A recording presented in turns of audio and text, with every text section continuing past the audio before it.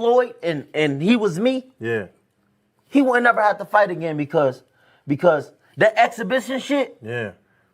as me being his little brother, hey, little bro, we finna do 10 rounds and we both gonna get 100+ million for it. Right. And we ain't never got to box again. Well, Right. well, I already been getting these back, but now it's time for you to get your just due. Right. And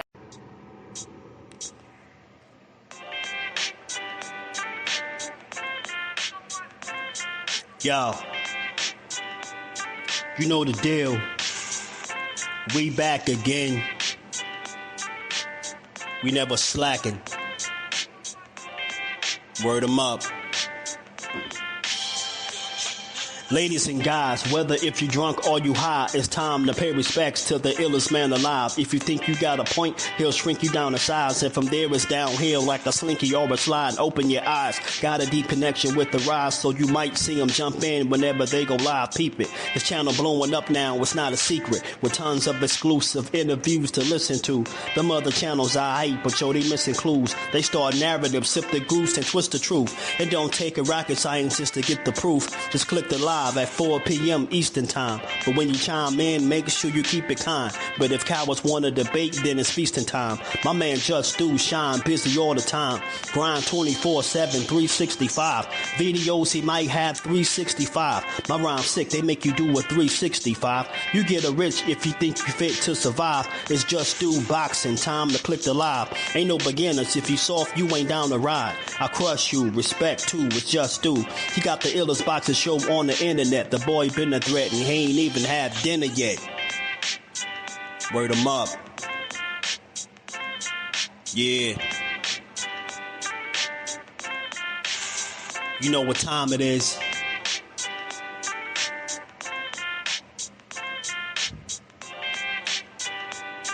$4 p.m. Eastern.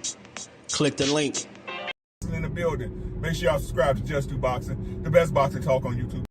Just Do Boxing in the building, 4 o'clock shorty, man. Y'all make sure y'all check him out. He's going to be live today at 4 o'clock, man.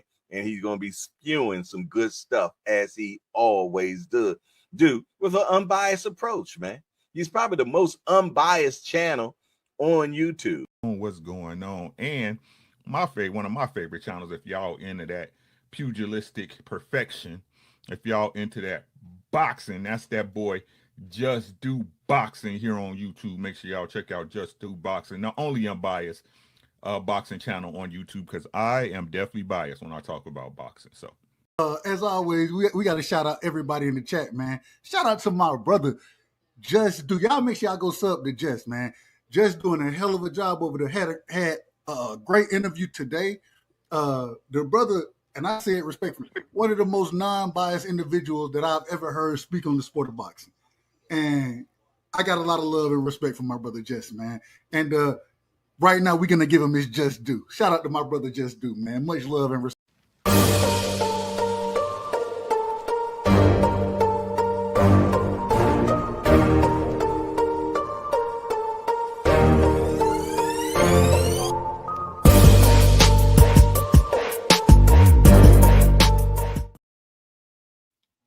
What's good? What's good? Salute to the family. We back. How y'all feeling on this good Tuesday morning? We're going to talk some boxing for a little bit, man. How we always do and get boxing is just do. Y'all know it. Y'all know it. We trying to stay busy, man. That's all. Shout out to my homie, man. Kyle, what's good with it, Brody? How you feeling, man? Joseph, what's good, homie? Jordan in the building. Robert in the building. What's good, family? Anyone think that really wants to fight Norman? AB salute. What's good with it, fam? How you feeling? Yeah, man. You know it. Them tour days be hitting, don't they? You know, I just be trying to have some, a couple little boxing conversations. Some stuff out there to talk about. I didn't get to this yesterday, so I said, let me talk about it now, man. I seen these two going back and forth. Or not really going back and forth. I see what Devin Haney said about Brian Norman Jr. And look, man, his opinion is his opinion. I don't really care about that. I just like the fact that he's now in a division, or at least heading to a division where Brian Norman Jr. is going to be at. You know what I'm saying? Devin Haney is a 147 pounder now, right? He did just tell Richardson Hitchins that they could fight at 147, right? So my thing is, why not fight him? You know what I'm saying? Why not fight him? If he get past Sensaki, just think about something. Brian Norman get past Sensaki, he's still a WBO champion. You don't have a title. You get what I'm saying? You that would be you being a 3-division champion. So listen, if you Devin Haney, you trying to make the best move possible, but a fight like this, I would like one. I want to see if he can prove to me that or just prove to the world, not just to me, prove to the world, himself, whoever, that Brian Norman Jr. is ass. I know he get a lot of flack, but I keep saying this, bro. He young as hell, man. He young as Brian Norman Jr. is young. I know Dad was young and undisputed and all that, but he's very young, man. Playing with house money. He wasn't expected to be here. They counted the man out, and all he did was continue to win. You get what I'm saying? He continued to put them wins in the bank. Now he taking his talents over there, out there to Japan to fight, Sensaki, and I think he gonna handle business, bro. I think Brian Norman Jr. is getting better each fight. I think he constantly improving. I don't think he's no trash fighter. He's not ass. I don't know where people, people assessments of fighters stink. Look, respect to Devin Haney, but I can't trust his opinion on fighters. He told me Ryan Garcia was C-level. And I hate to use that example because he had Osterine, but you get what I'm trying to say, right? You miscalculated how good Ryan Garcia was. And I think, Brian Norman Jr. is somebody that you could look at from the outside looking in, and you could see that he's still learning and developing as a fighter. And then you'll use that as a opportunity to kind of shit on him. And the more y'all say he ass, he's a world champion. We run around here calling world champions ass, undefeated at that. I don't care about no Janelson Boca Chica fight. I don't care. That's one fight, bro. Everybody can get dropped. Anybody can get dropped in a fight. Anybody can have a tough fight. You get what I'm saying? The goal, the mission is to continuously get better with each time that you get in the ring. And if you're watching Brian Norman, pay attention to the first time you seen him fight on a card, on a major platform or something like that. He just started fighting under them lights, man. He went from fighting in the smaller shows to the much bigger crowd. I'm not saying that's what affected him, but I think it's a transition period, right? You go from fighting in them smaller rooms. What do fighters say all the time to each other? Man, it's different on this stage. It's different. You see all them people, you hear them all the time. So I just think he had to adjust to the limelight, and he still was growing as a fighter. Yeah, he had a lot of wins, but he wasn't really on the scene, and we haven't seen those fights. You get what I'm saying? But if you really watch, since he been being promoted and pushed by Top Rank, or he been fighting amongst their platform, he been improving from fight to fight. That's what you're supposed to do. We act like he got to be a finished product right now. He don't got to be a finished product right now. Brian Norman know he getting better every fight, and he know he put the work in. I believe in the youngin, bro. If you Devin Haney, bro, listen, and Devin Haney fans, y'all should be supporting this fight right here. Why I'm saying this? You should be supporting this. You should be rooting for him to beat Sensaki, because if he do, now he got a WBO title. You on record calling this man ass. You got an opportunity to prove it and beat him. Your dad already said y'all would give him an opportunity, or y'all would fight him. I'm gonna pull up the conversation from the Boxing Voice too. We're gonna talk about all of it, man. We're gonna talk about Bill and Brian Norman up on the Boxing Voice. Shout out to Ness. He had both of them on yesterday. And we gonna react today conversation. Shout out to AD Solo, my God, man. How you feeling? And damn, fight Norman at 47, 44, or 40. Everybody trash today. Yeah, they gotta stop doing that. You know what I mean? I be stalling Devo Dev out. I be stalling Devo Dev out. You know what I'm saying? But I think he just be talking his regular talk, right? Fighters always calling each other ass, man. They don't never like to give each other credit. But the hell with that, Haney. Hey, bro, if you really don't think he good, then you could beat him, right? He might have a title. I think he's gonna have a title after this fight, this weekend coming up, man. I think he's gonna still have his belt. I think he's gonna win out there in Japan. And I think from there, he get to see was what? If you're Devin Haney, it appears that you have some options, right? You up there 47 now. You told Hitchins y'all could fight.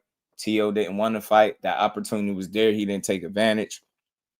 Hitchins just fought, so I don't see y'all fighting again. I don't see y'all fighting next anyway. But seriously, though, I think he should consider one of those fights, because you think about it. Him fighting T.O.'s a champion. That's not going to happen. But him fighting a Brian Norman will allow him to be, especially if he beat him, he'd be a 3-division champion. Why wouldn't you want to do that?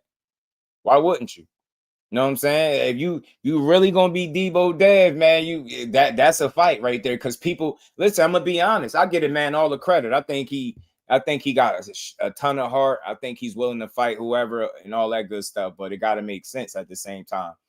If you want to prove people, if you like that nickname Debo Dev, that's the right fight to prove that you'll be Debo Dev. Go in there and fight Brian Norman.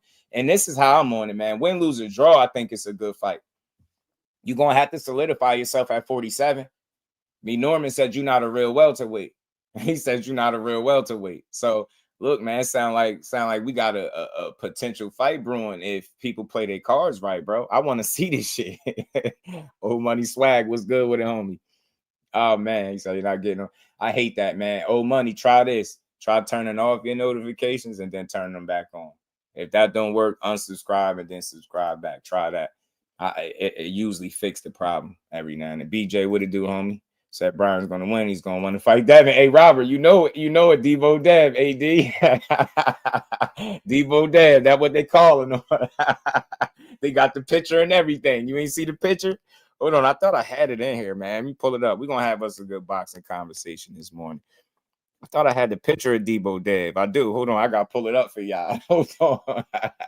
I gotta get the picture up. Hold on, give me a second. So yeah, man, if you Devin, man, you just exploring your options, bro. I'm just having conversations surrounded, around the stuff that these guys can forth about, and fighting each other would make sense, yo. If you thinking about solidifying yourself at 47, T.O. don't want to fight you. You're not gonna fight Hitchins next right now, right? Unless you gonna do that, but that's at 40. Right? Unless you said Hitchins at 47. See, this is the thing. You don't even got to worry about having nobody have to come up to the weight class. Brian Norman is already there. I'm not trying to say I'm the matchmaker and I'm making fights. But look, man, I want to see some of this shit. I want to see what Devin Haney is made of at 147 pounds. They counting the kid out. I want to see him prove some people wrong. And I'm telling you, one of the ways to do it, go ahead and fight a guy like Brian Norman, man. Like, that's the thing. Everybody keep talking about how he ass and this and that. Yo, beat him. He got a world title. I don't want to hear that shit. I don't want to hear that. If he bro, you got a world title and you don't belong having it. Let me get that up off. What we talking about? We ain't got to go back and forth on social media. Let me get that up off. You win that fight this weekend. You beat Sensaki in Japan. Let's fight. You get what I'm saying? You don't got to ask him to come to the weight. He's there already. He got a title. That you'll be a 3-division champion. You beat this man. It's a good fight. It's a good fight. Legacy remains. What it do, homie? Boxing with 2-4, my guy. It was good. Shout out to Ty. How you feeling, homie? Said definitely a fight to be made. It's low-key WWE promo. Brian was sleep. Devin. Shout out to GM. Yeah, I think it'll be a tough fight. I think they sleeping on Brian Norman, bro. And I think he's going to wake some people up. I think they still sleeping on him. But it's okay. He's going to wake some people up. Don't even worry. B. Norman going to wake some people up, bro. So, I don't want to skip steps. Brian Norman still got to handle business in Japan. But like I said, I'm banking on him to go out there and do what he do. You know what I'm saying? He say he coming out there with his belt and he leaving with his belt straight like that.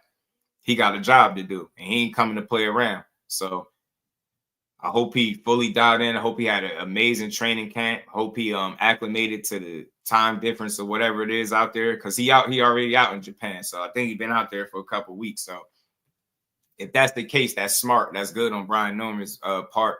I think he's just gonna be ready to go, man. And I just want to see the dude win. I'm not rooting for no against no American fighter in Japan. And I like B. Norman. I talked to him on here, like his energy, and that's why I say, man, I the way I look at things is a lot different than most of these people.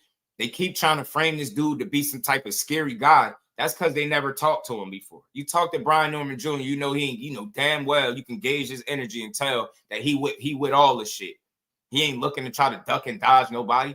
That's why I hate anytime negotiations go public, because the guy that's doing the negotiating, trying to get the money, is always going to get the raw end of the deal for not wanting to fight. And that don't be the case. Guys just want to be paid accordingly. You're not going to sit here and tell me a million times over how you got the best fighter in the world.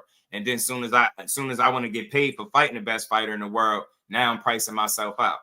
You know what I'm saying? But you out here overpaying for carrying rematches, and Stan Jonas getting more money, but Brian Norman can't. That's the only thing I hated. I hated the way that all fell apart like that. And Brian Norman spoke, he had a comment or two for the fact that Boots is going up to 54. We're gonna talk about it all. Let me pull up this picture of Debo Dev, man. Debo Dev said, man, he taking over it. 140 is his, man. B. Norman said he is not no real 47-pounder, G. Said he not. Where is this at?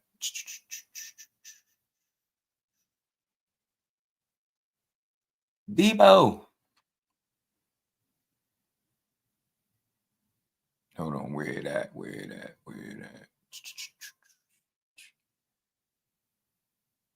There you go. Debo Devin. Dev said, man, hell with that. And let me play this video for y'all too, that where Haney said called Brian Norman ass. Yeah, facts. You already know, Robert. He is, yo. He really is. Bill Haney and Brian Norman Sr. would be pure entertainment doing it. Hey, bro. Hey, Ty, you feel me, bro? Come on, man. What we talking about? There's so many reasons to want to see that shit. It'd be fun. It'd be funny and fun. Hard to get fights with no belt. Hey, but when you actively calling out a guy that's a champion that will be looking to oblige because he said you ain't no real welterweight, you know that. Look, let me play the video. Man, look, Debo dead, bro. Debo Haney. Yo, this picture, I can hear the sound of the bike right now.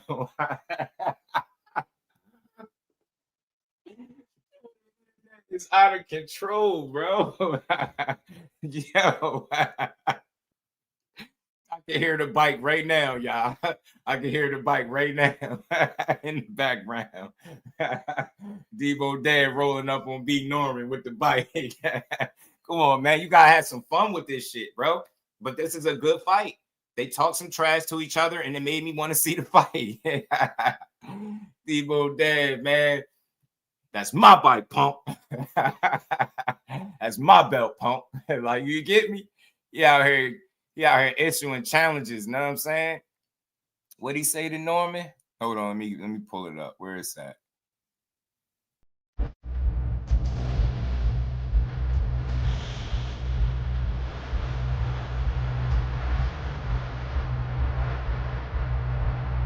They say he is ass, or Norman ass. Then makes himself up. Or use my name to move his life.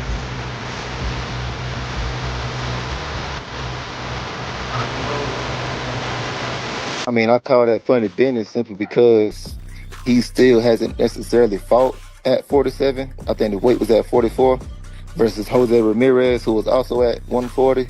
So, like, who did he fight to get himself in the rankings so high? Yeah, he ranked number 2. No, it makes sense. Actually, who did he fight at 147 anyway? He hasn't fought anyone at 147 yet. But I guess because he was a 140 champion and he's a WBC, man. So maybe... Is he number 1? He be working. Right now, he's number 1. So why... I can understand the top 10 or even top 5 because of that, but number 1? That sounds like funny business. You guys seem to be throwback fighters, you know, to your point where you want to make history. So the Ryan Garcias, the Teofimos, the Devin Haney, Robert, you do. You feel like you'll get your opportunity against those guys at some point? I feel like it's no choice, but it's bound to happen no matter what. Like, everybody want to come up to 147 right now.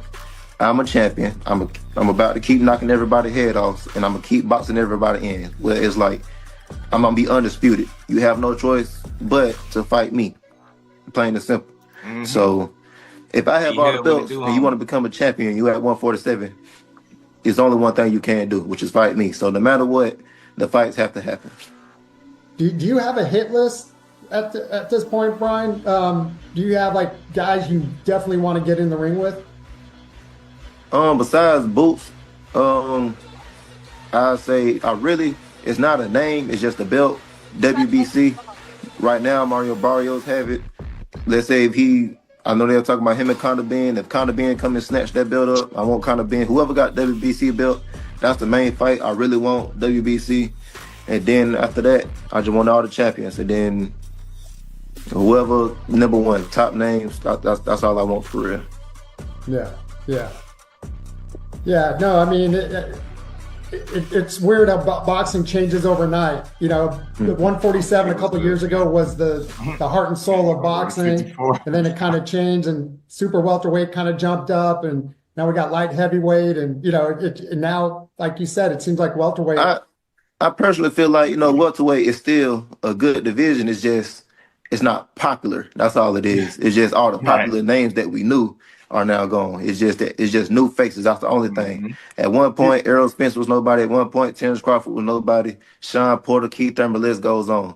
At one point, you gotta insert your name and insert your own legacy. And my last fight was my coming out party. And now it's time for me to real deal establish myself as a champion, as a name. And as time goes on, like, okay, he is consistent. He is consistent. He is consistent. And not only consistent, he is even getting better. And then that is your legacy. Not just winning it, but holding it. That's why Bernard Hopkins is known for his how long did he hold that belt. That's why people love Bernard Hopkins. That's why people love all these champions.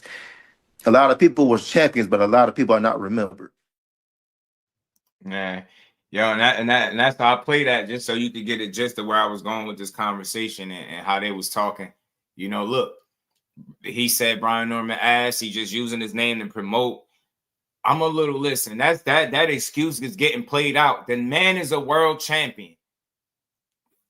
Ain't no clout. He's a world champion. If he can call, if you don't got a belt, he can call out other champions, people with belts. We got to stop misusing, like using your name for clout. Listen to the context of the conversation.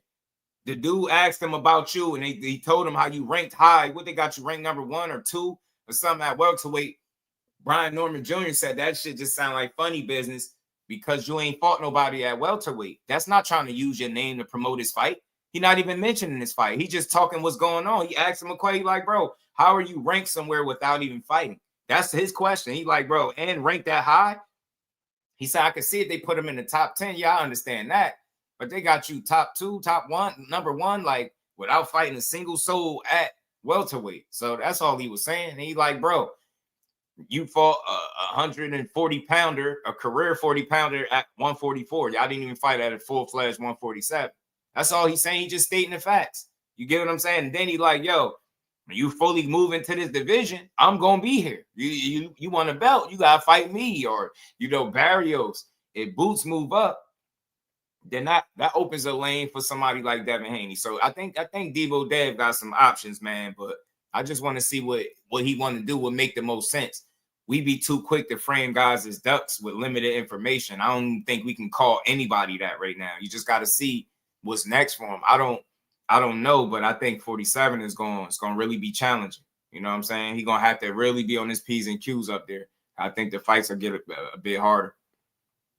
Shout out to Paul. He said, you think Tyrann is willing to invest the money to satisfy the Haneys in order for this fight to happen? That's a great question, bro. That's a great question. Are they willing to satisfy, like, the Haneys in order to get the fight? That could be a roadblock, bro. I ain't gonna even lie to you, Paul. That could be a roadblock. And the reason I said that because we understand his asking price. Everybody ain't gonna pay him what he looking for, but that could be a holdup. That could be. You know what I'm saying? Norman is more mature at 24. No, he definitely very mature. Faber G's, what it do, homie? He's very mature for his age, for sure. It's not gonna be Brian Norman. I wouldn't be shocked. Devin fights carrying at 47 and try to link it to Boots just to use, and his name is clout.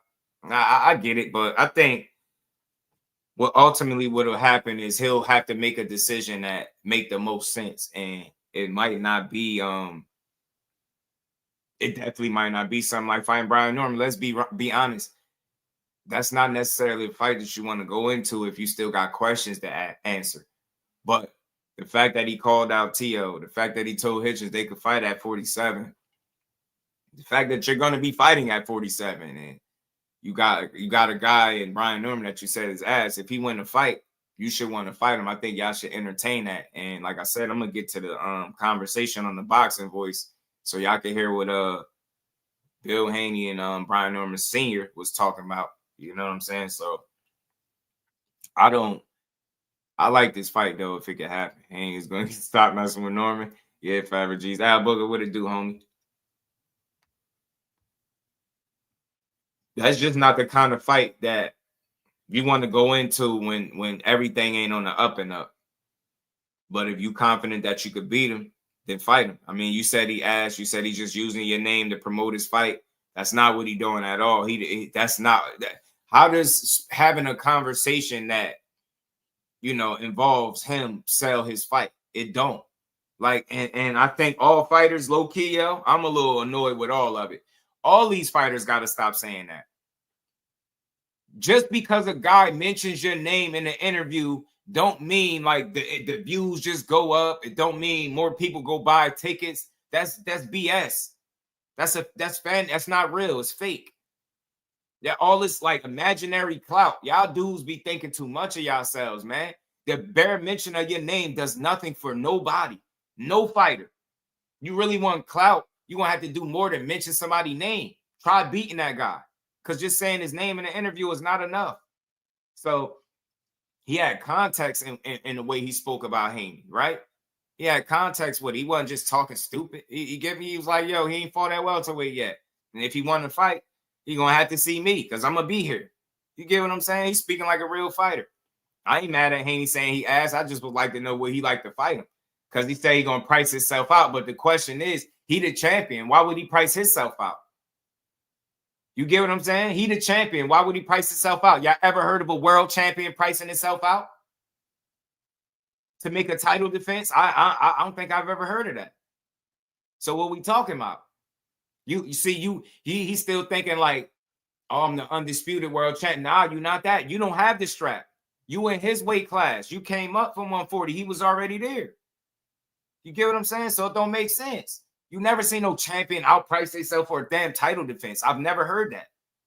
So you thinking of it wrong. He thinking like, oh, I got the belt. I got the leverage. You don't got the leverage. You might feel like you're more accomplished. You might feel like you're a bigger name, but he would be the world champion and you would be moving into his division.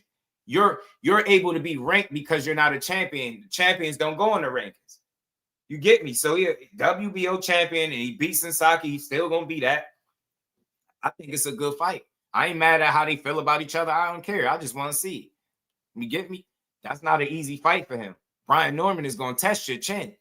He's not going to get in front of you and not pull the trigger. He athletic. He got good feet. Brian Norman is a little underrated.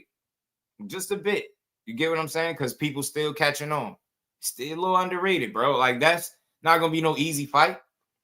Dude got some real solid punches, man. I don't know. He punching a lot harder than Ramirez to me. And he a lot better. He a lot better than Jose. He a lot better. Younger, fresher. You get what I'm saying? Stronger than me. Bigger frame. He's a bigger welterweight. Natural welterweight, too. Like, that's not going to be an easy fight. So, look, you know, you can call him ass, but fight him. Fight the man. Will you fight him is what I want to know. Don't already say he's going to do something that you've never heard done. That's the only resistance I got, y'all. The only resistance I got. Do not say he's going to do something that he didn't do. He didn't do it yet. Y'all didn't even get that far. I get it. You've seen this story before. You've seen people use your name and not fight you. I know that. I get it. But you got to. Brian Norman ain't no damn clout chaser. We're not going to do that. The dude don't even be on social media like that. Like, he's not asking to go on platforms to do interviews to talk about people. He's being asked to come on platforms. They're asking him specific questions, and he giving you direct answers because he a real one. We're not doing that to Brian Norman. Like, prove that he a clout chaser. Prove that he going to price himself out and not want to fight you. Because, look, I'm rooting for you, Devin. I want to see you back with a good fight. And low-key, like I said, Brian Norman win. you will be competing for a title in your third division, bro. You like legacy. You like accolades. You like championship belts, Haney. You get what I'm saying? That's a path to victory. Because I know you're not going to go down to 140 no more. You done there, right? You told Hitchins to come up. T.O. don't want to fight you. But Brian Norman will. I don't think Hitchins coming up to 47 next. I don't think T.O. coming up. So I think those fights are off the table. Although very good fights, I think they're off the table. So you just got to keep it moving if you Devin. Hey, man, all you got to do is say the word. Let me know that I can get a title shot in my very first fight officially at 147 pounds. I'm going to take that shit. I'm going to take it. Mike Ron, what it do, homie? How you feeling? Shout out to Twin Lamar, man. Appreciate that support, homie. So I bet Norman Jr. would have accepted that 1.7 if it was to unify with Barrios instead of Boots, though. It's clearly a confidence issue when it comes to fighting Boots. I respect that, Twin. We're going to talk about that. I respect that. I hear you. I hear you. No argument, man. As you know, that's how you see it, right? Respect. And we ain't never got to box again. Well, right. well. I already been getting these bets, but now it's time for you to get your just do.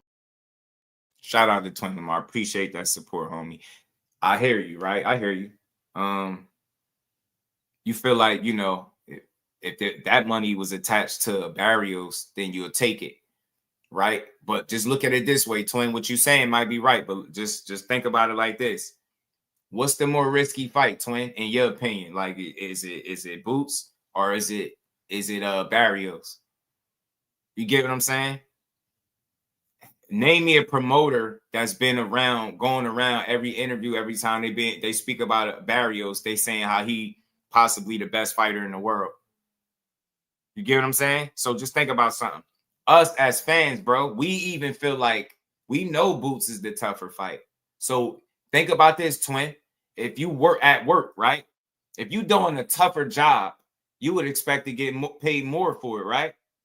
You get what I'm saying? Nobody is advocating for Barrios being one of the best fighters in the world. But when Eddie Hearn opens his mouth about Boots, what'd he tell you? He's pound for pound talent, possibly one of the best absolute fighters in all the world. That's what he tell you. So I think what you're saying makes sense because, like, they're humans too. They know naturally, at least it seems on paper that Boots will be the tougher fight, right? That's why you will want more money for the tougher fight or for the guy that they're billing to be one of the absolute best fighters in all of boxing, right? You will want to get paid like that. That's all. You get what I'm saying? That's how I see it. So I don't think you're wrong. I just think it makes sense, though. Because if you're going to fight a tougher guy, you would think it would come with a bigger bag. The lesser guy that nobody's really talking about, and then we all seen how Barrios looked in his last fight. So the consensus is he ain't going to be as tough a fight as Boots is, right? Barrios been through some wars. He done took some losses. He started at like 26. He up at 47. You get what I'm saying? Multiple weight classes. It's just a total different situation when you got an undefeated world champion in Boots. You get what I'm saying? Is entering his prime. You get what I'm saying? No wear and he ain't got the same wear and tear. So that fight is dangerous and it's more of a risk. They know that. So what you saying makes sense, bro. But I don't think it's a lack of confidence. I think it's business. And I think because we didn't appreciate how it was being made public and we start hearing numbers, we can't see it as that. That's all it is. You get what I'm saying? If I'm going to take a more dangerous fight, I'm going to try to get more money. This shit could go wrong. I'm a young champion. Like, this shit could go wrong. Let's be honest. Boots ain't nothing to play with. A Boots ass whooping hit different. So what you saying makes sense, but just think of it like that way, bro. You know what I'm saying? I feel what you saying. I get it. And then consider this, Twin. I know that it was sparring, right? I get it. It was sparring. But it was Brian Norman Jr. and Sr. going to Philly to get that work. And then even when he wasn't used to the 4-minute rounds that they was going the first time he went out there and Boots got the best of him, he said this. He's on record saying this. He still went back multiple times to spar with him. And I heard the sparring got a lot more competitive as he continued to go. And that's why they say people only talk about the first or 2 sparring matches or whatever and not the rest of them. I'm not even here to break down the sparring, but I'm just saying in terms of confidence, bro, think about something. I'm coming from Atlanta to Philly to spar one of the toughest guys out there, Dog, and he doing 4-minute rounds. And that shit had Norman tired and all types of shit. But instead of tucking tail, they asked for the work multiple times over and can continue to come back and get that work. That's for free, bro. Think about something. That's for free. So now with the money on the line, under the lights, you telling me he ain't willing to do it? Just think of it logically, right? I'm willing to go spar this guy for free multiple times. I'm going to his gym. He ain't coming to me. I'm going to him. That's confidence, bro. That speaks volumes. Now I get it. We hung up on the money situation, but I truly think had they got that bread, they would have fought. And check this out. Eddie Hearn had to pay more for the Karen fight. Remember, he lost the purse bid and it was going to be in Germany. And Boots was saying, I ain't going to Germany. Eddie Hearn pulled strings. He made that happen. He had to pay more so the fight could be in Philly. You get what I'm saying? Boots told you out his mouth. He took money out his own purse to give it to Stan Jonas. I just want to see clearly that same energy and effort is applied to Brian Norman.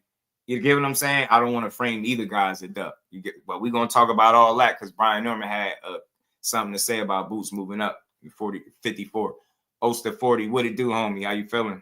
Boots left the division. That's what B. Norman saying. That's what B. Norman saying, Forever G's. You get me? He is the champion, man. Shout out to everybody. Hen Dog, what it do? It's Debo Day. Hen Dog, Z was good. Yeah, you got crazy. Kevin was good, fam. How you feeling, bro? He would take that 1.7 million in a heartbeat, and he probably would, though, if you get what I'm saying, because he would appear to not be as tough a fight on paper, right? So that's all. And I'm telling y'all, Kyle B, salute, fam. Appreciate you stopping through. If y'all new in the building, smash that like button, sub to the channel, support the grind. We're going to build. I'm going to try to spin the block 4 o'clock later on. We're going to get this convo in now. Brian King, my guy. How you feeling, bro? Thomas, what it do, homie? Shout out to the new subscribers in the building, man. Appreciate y'all pulling up on me, man. Now we gonna get back to it. Eddie Hearn was serious about making that fight. B. Norman would have fought Boots. Hey, I mean, look, it's a conversation, bro. I ain't telling nobody they wrong. I kind of lean towards that a little bit, Ty, and the reason why I'm saying that because before, when they were still negotiating, Eddie Hearn told him, he told them that they like turned the fight down when they were still trying to negotiate. To me, that says intent. Now, I could be wrong. This is just my ideal. It's a win-win for Eddie. If he really believes that Jaron Ennis is one of the best fighters, if not the best fighter in the world, and that's who he's promoting, then I don't think he's hesitant to put him in there with anybody because he got one of the best fighters in the world, right? He's confident. But at the same token, when I hear you keep throwing out, when you said to them that they turned down the fight and they didn't really turn the fight down, they still was trying to negotiate, that told me something. When you kept coming out in the media and telling us that Boots is going to 54, shout out to YSM. He came up here last week and he said how, Eddie Hearn kind of jumped the gun a little bit and announced that information a little too early. So that tells me he doesn't mind if Boots is going up to 54, bro, because to me, that drops 2 belts, that frees 2 belts up. He still got Conor Benn, who just lost to Chris Eubank up at 60. Steady's coming back down to 47 to do some damage down there. He could at least fight for one of them belts, and he could finally make Conor Benn the world champion that I think he's been seeking to make him since he's been promoting him. But then if you Boots, you still got one of the coldest fighters in the game, so him going up to the next level is not a bad thing. It's him wanting Boots to be at 54 is not necessarily a bad thing. It could be good for Boots, but it's good for business in his pockets as well because he got a fighter at 47 and Conor Benn that can possibly be a world champion now that Boots is not there. So Boots moving creates more opportunities. Boots frame, he has the frame to go up and be successful at 54. We all know that. But as long as Boots is down there commanding 47, that don't leave no room for Conor Benn. You get me? So to me, I don't want to say he forced Boots there, but I feel like as a businessman, he doesn't have a problem with him going there because, look, he can make fights up there for him, and it frees up some space at 47 for one of his fighters that have been trying to get their career back on track since the egg situation.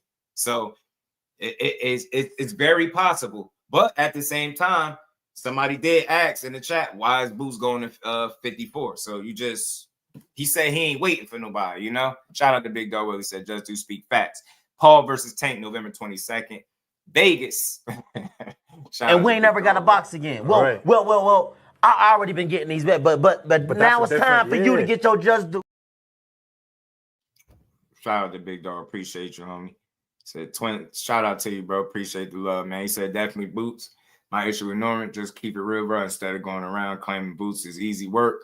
I get you, but see, that's the thing. We want to make sure we separate the two. Now, his dad, Norman Sr., I think, been saying certain things about Boots, but he just speaking like a dad because he see his son work. He see the work he put in. He was there, obviously, for the sparring sessions. He see what kind of improvement his son made.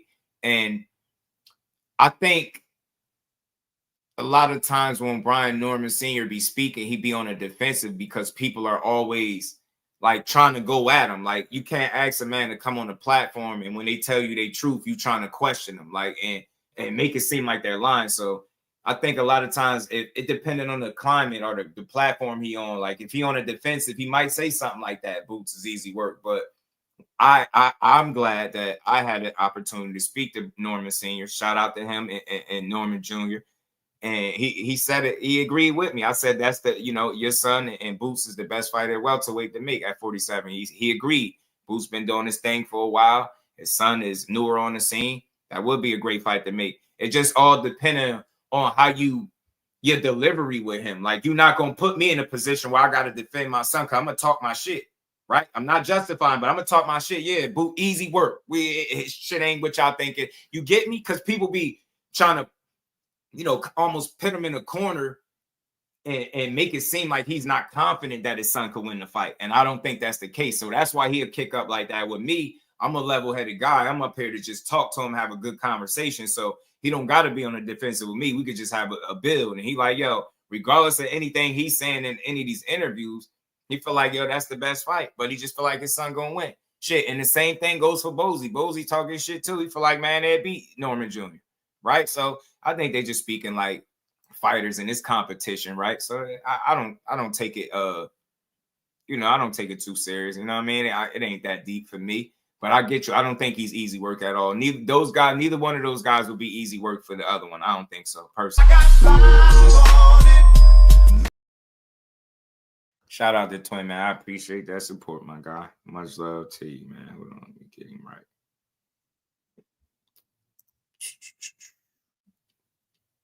Just want Junior and Senior to stop contradicting himself. I get you. Price Boy was good with it. Money Games is Devin. Yeah, nah, that's true. That's true too. I get it. I don't think they I think like overall, like what they was trying to do was get a certain amount of money that they felt like they was worth for a fight that would have been a unification. Ultimately, what I'm saying is they expected sacrifices to be made for that other belt, for that WBO title. I think they were leveraging it to a degree. But just look at the other situations. Look at the Karen fight, the rematch. Karen was paid more so it would happen in Philly. It was a sacrifice made there so that fight could happen. Stan Jonas received more money, more funds directly out of Booth's pocket so the fight could happen. All I'm saying is it would be like perfect for them to, especially if Brian Norman gonna handle business this weekend. Now you're talking about a 3-belt unification, bro. It's definitely worth it. You get what I'm saying? So even if they didn't work it out the first time, it was that second time because they said he definitely wanted unifications. This is why he was sticking around. So him going up is a little bittersweet, but it just is what it is. He said, yo, he sent multiple offers. He not sitting around playing games with these guys. From his vantage point, he feel like people don't want to fight. He's offered more than enough money from his side. So he just feel like guys don't want it. That's his interpretation. But you got to think he got a team and he's being told something too. So ultimately, I think what needed to happen was what Boots suggested with both fighters kind of establishing that line of communication, sitting down and talking to each other. Sometimes you're able to trim out the fat and get on the same accord with each other, and maybe you get a fight that way. But all I can say is I just think it was a discrepancy with the money.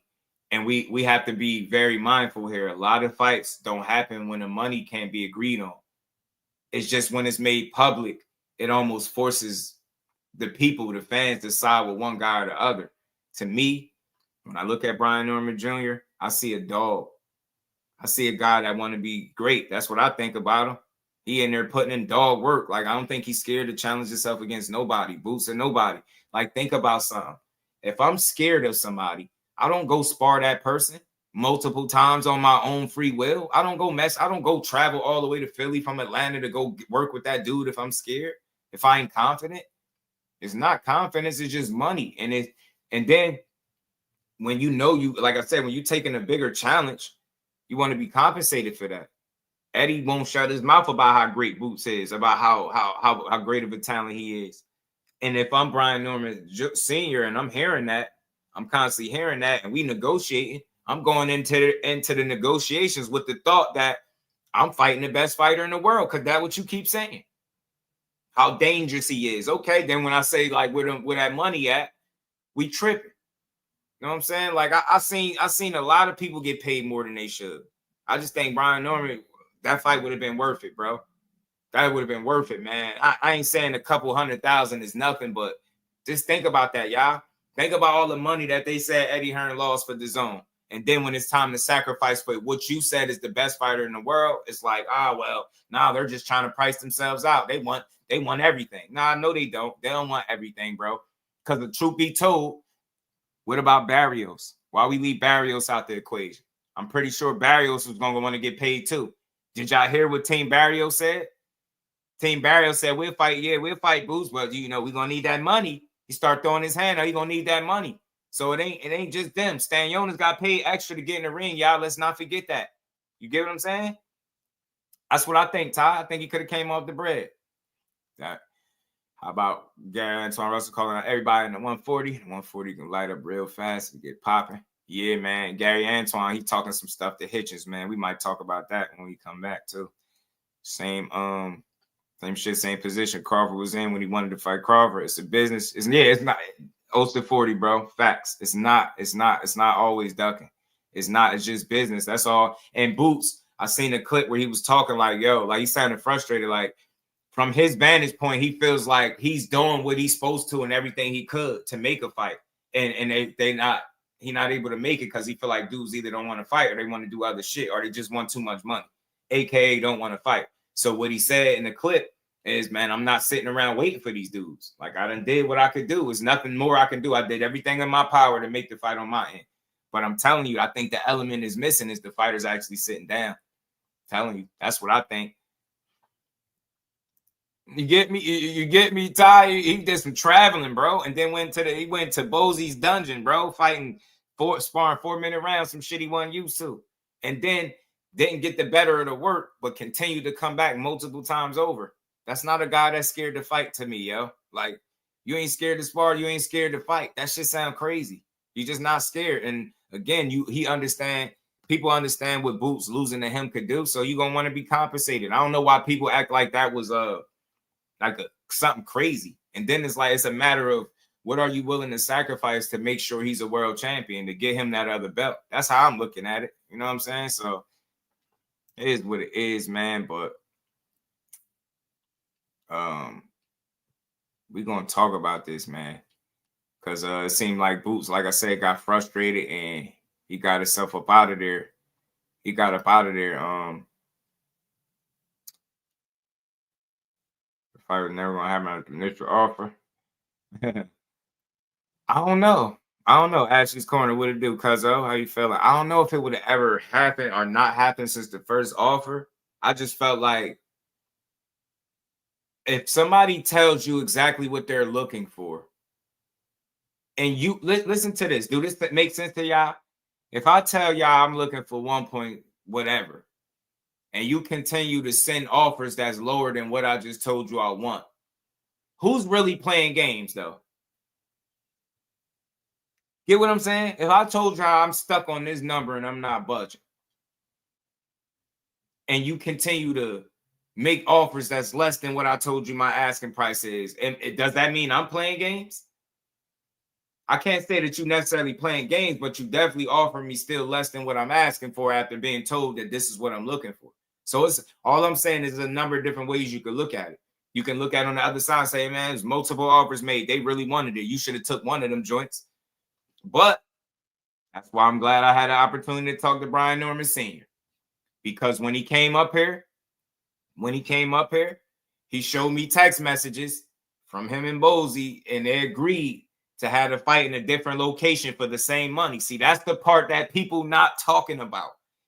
This man grabbed his cell phone. I had to tell him to turn the brightness down on the screen so I could actually read the text message. And it was a conversation between the two with them agreeing for that same money in a more neutral location, not Philly. And they was on the same page in that conversation. And then when it gets back to the public, it's something different. So I think it was misinformation. I think it was games. I think Eddie Hearn, for him, it's not a big deal if Boots go up to 54. Think about how much he's been talking about him going to 54 with Boots. Think about it. When he first told us about 54, since then, Boots had another fight at 47. That's all I'm saying. I'm just trying to look at all parties involved, and these dudes they play these games like I said, it's a chessboard for them. If you got pieces on the chessboard, you got two of your pieces in the same place, they kind of overlapping, they're getting in each other way, right? They can't really coexist and flourish properly in the same division. So who would it benefit the absolute most for Boots to move out of the division? Who would it benefit? Eddie Hearn's business and Conor Benn. That's a dude that he literally was trying to get a fight even while he suspended. Even with the egg shit, he was still trying to push fights through. He got grilled on podcasts and everything. Just consider that. So who does it really benefit for that fight not to happen and for Boots to go up? It frees up shit for Conor Benn to me. I'm telling you, especially if he got plans of going back down to 47.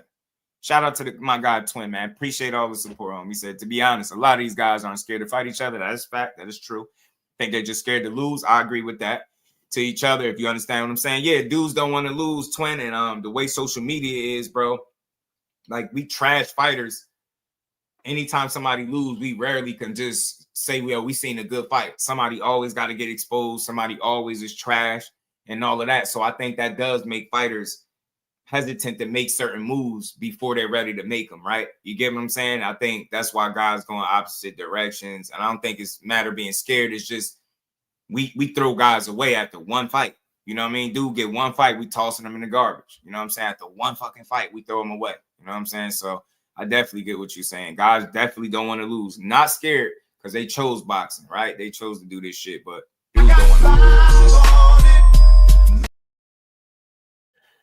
So I don't know. That's my take. And I don't want to say that that's a fact. That's just my interpretation of what's going on. I think Boots can flourish whether he stayed at 47 to wait for fights. I think he got impatient because you got to think what he being told is they making offers and they not accepting none of them. So Boots is like, what else can I do? I can't do nothing else to make that fight. And he wouldn't be wrong for feeling like that. Brian Norman and company, they like, bro, we told you what our asking price was and you continue to send offers less than what we asked for. And then on top of that, there's a conversation between both of the fathers where they agreed to have a fight in a different location for the same money. So it's a lot of, you know what I mean? I think it's just the business of boxing at work, man. Big Kappa, what it do, man? What's good with it, man? So how much is Eddie gonna have to dish out for Junior to fight Ben?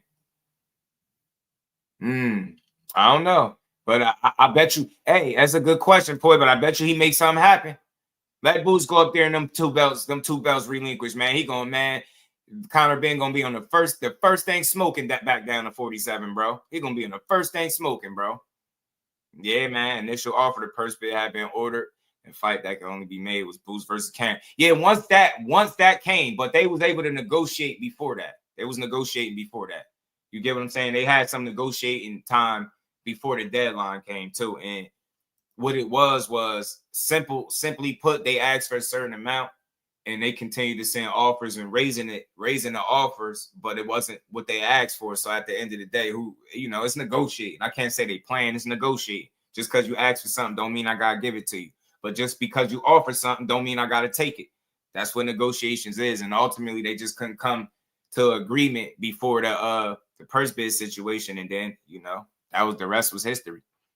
It's the fear of what will happen after they lose. That is an absolute fact, bro. The trolling, the social media, all the just disrespect. Like we do fighters bad when they lose. Just look how people turned on Errol Spence. You know what I'm saying? He lost the fight. They turned on him.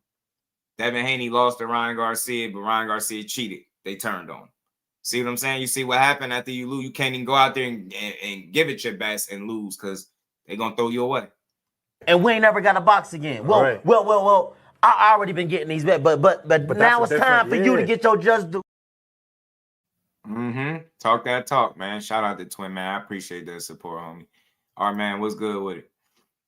I like Norman and Haney. That's a 60-40 and Norman favorite because Norman physically strong, but Dev skill-wise is sharper. Shout out to Art, man, a true Devin Haney supporter, man. I ain't going to call him a fan, a supporter. I like that's real, bro. Yeah, he definitely stronger physically, been at the weight, more established there. Devin Haney still answering some questions. Skills, I can see where you're going with that. Haney is a sharp boxer, bro, and people don't like to give him credit for it because they don't appreciate the style. But I rock with him. I like to see him do his thing. Behind the Hands TV, what's good, homie? How you feeling, bro? Said Eddie makes more money directly off Ben. Yeah, he doesn't have as much control of boots and makes less money off him. So you get me? Shout out to my dog, man. I appreciate you bringing up the property value. You see what I'm saying, y'all? So who would it necessarily benefit for him to get out the way? It's not a bad thing that you could work with him as long as you still working with him. But then again, it was talks about him possibly. You don't know if he going still be with Eddie or not too. So we know Conor Ben is. So again, I'm just saying it's my theory of why it makes sense to make room for Conor Ben. You don't care if Boots go up to 54, he can still be good up there, you know what I'm saying, and do his thing. So you know what I mean? But now I can take this guy and Conor Ben that I've been trying to get him right since the the egg situation. He got grilled on podcasts. They was on his back because he was still trying to get him a fight. You know what I'm saying? Despite his name not being clear, he was still trying to push fights through and shit like that. So, yeah, shout out to Mills Rod. What's good with it, fam? Greg Hackett and the Goofy Chase say I like Ray Robinson and Ali was way bullies. That's crazy. People be saying anything, Rob. Shout out to you, homie. Appreciate you slide through.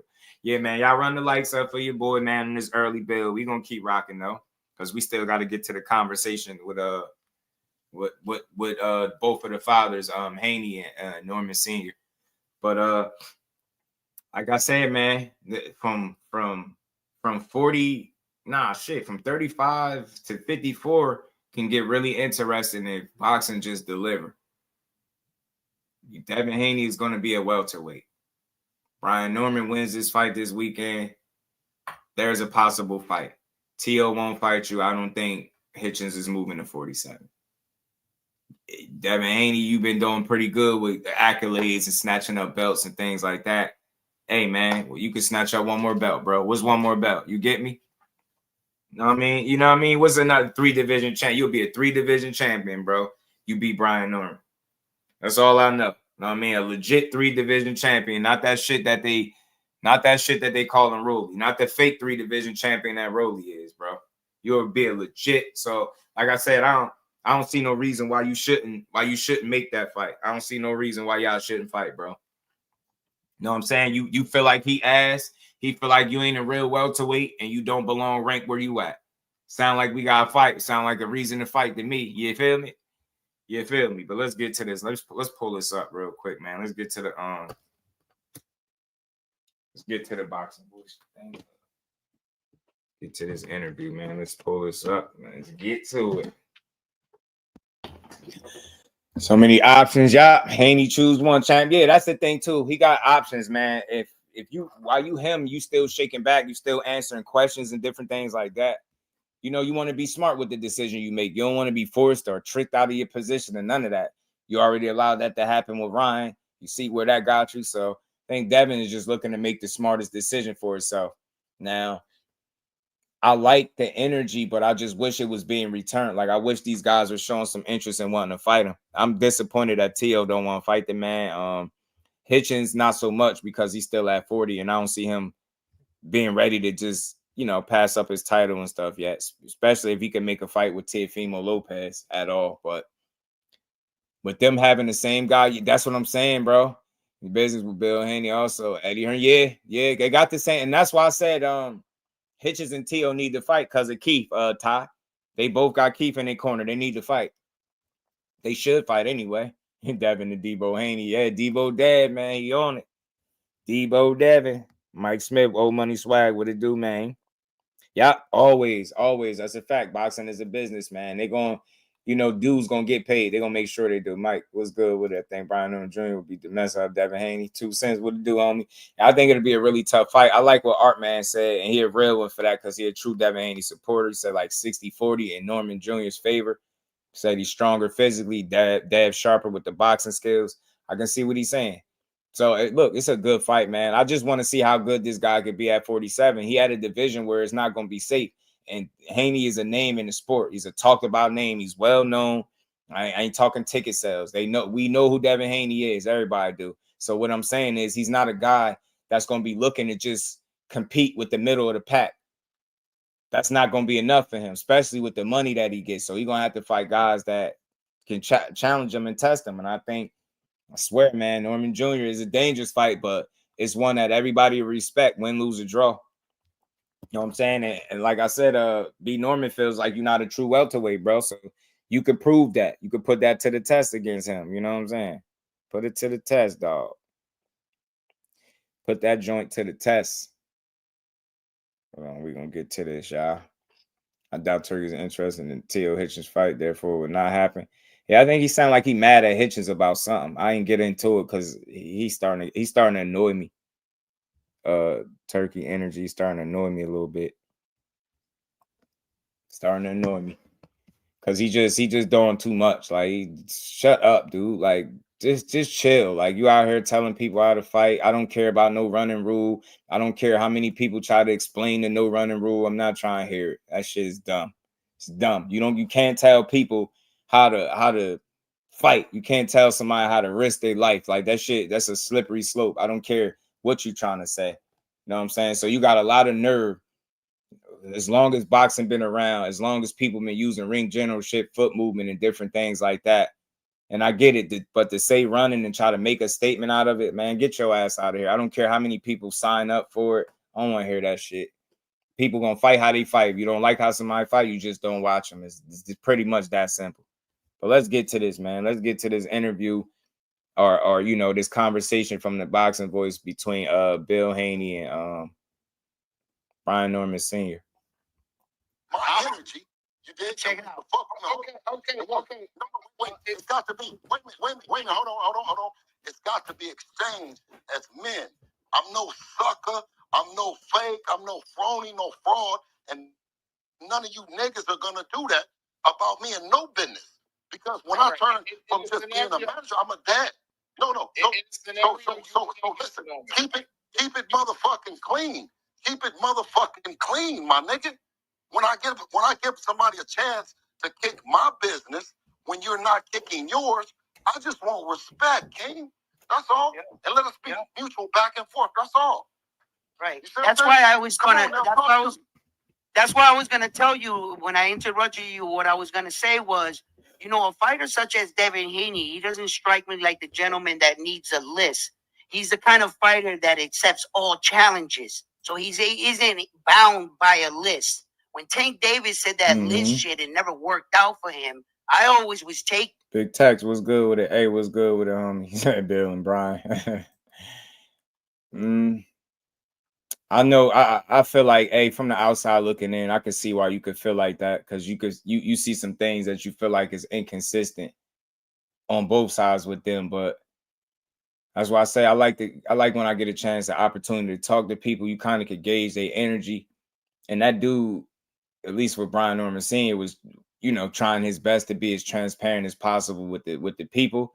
And I think it didn't go the way he anticipated it going, right? Because instead of people accepting the information that he was putting down, they was assuming they knew better than he did, and it just made things weird. You know what I'm saying? But I get you. Ghetto Fab, what it do? In that Devin Haney was a superior talent, and I always knew that he would take all the smoke. What? Now, why didn't it work out? But why didn't it work out for Tank? If he had, he ain't fight nobody on it.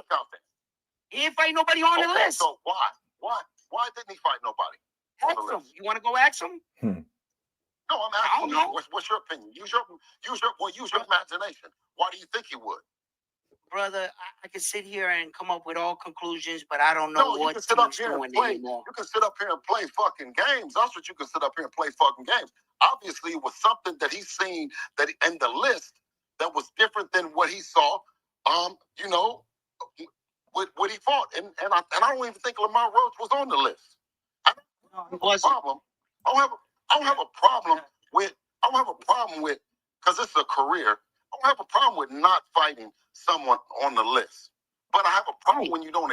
Yeah, you know, you always want to see engagement, Mike, but the issue is I'm gonna always have, regardless of how much I could hate somebody moving around the ring, can't tell somebody how to fight, right? Just because you paying for it. Well, don't pay them. Just because you paying me to do a job don't mean you get to tell me how to do it. Turkey can't box, so the nerve of him to come tell somebody how to risk their life in the ring. If I'm doing what's best for me to get this win and make it to my family, then you should just accept that and shut up. When we got 13 fighters a year dying in the sport, and this dude trying to implement no running rules. I get the intent behind it, and running is running. None of us want to see running, but I just think it's very bold, man. The nerve, the audacity to think that you could come along and because you have some money, like people ain't paid for bad fights for years or seen bad fights before, right? You don't get to do that after a couple of performances. I can see if this was like a regular occurrence. Let's just call it what it is. That no running shit, you just mad because the Times Square shit didn't go the way he wanted it to. You doing too much, and you took the fan element out of the fight, and then you got some lackluster performances, and now running around and talking about, I don't want to see no more Tom and Jerry boxing matches. Well, go find you a couple of rock'em sock'em robots then, and go let them concuss each other. You know what I'm saying? And race to see who can get a concussion the fastest. So, I don't want to see no running matches for sure. But I don't think nobody has the right to tell another man how to protect themselves or how to fight in the ring, especially when it's some shit that he can't do. So it's like the nerve of you. I would like to hear from boxers. Matter of fact, I think I got a clip. Hold on, real quick. Let me get right back to this interview, real quick. I think I got one in here, a clip from somebody that spoke about him talking about that no running rule. Hold on, give me 2 seconds. Where's it at? He's on a lot of shots in boxing. Doing great things, of course, too. But I want to get your thoughts on his comment about the Tom and Jerry comment. Yeah, right. It's definitely unfair. Because, you know, there's a lot of people, that's all they talk. So it's like, how do you want them to change up their whole style, something that they haven't been doing, instead of doing something that you want them to do? Mind you, boxing is a dangerous game, so you want people to risk their life more. What you're saying, like you want them to sit there and be in a pocket and bang the whole time, like, especially when it's somebody who don't, that's not really what they do. So it's people that's getting hurt in this sport. So I feel like it's kind of like an ignorant statement. And, yeah, that's all I got to say with that. You see? And that's coming from somebody. Now, Raymond Ford ain't no soft guy. He don't get in there and just, you know, he get in there and fight. He mix it up. But even him, he feeling like, bro, some people taught to move like that. That's some people's style to move, box and move, box and move. Who are you to change that? People down, you heard how dangerous the sport is. You can't tell nobody how to go out there and do them. But what you can do is say what you're not going to pay for. But you don't get to determine how a person approaches a fight because you want to see more entertainment. What about the fighter that want to make it home to his family at the end of the day? You get what I'm saying? I value health over entertainment any day, and I'm a paying customer.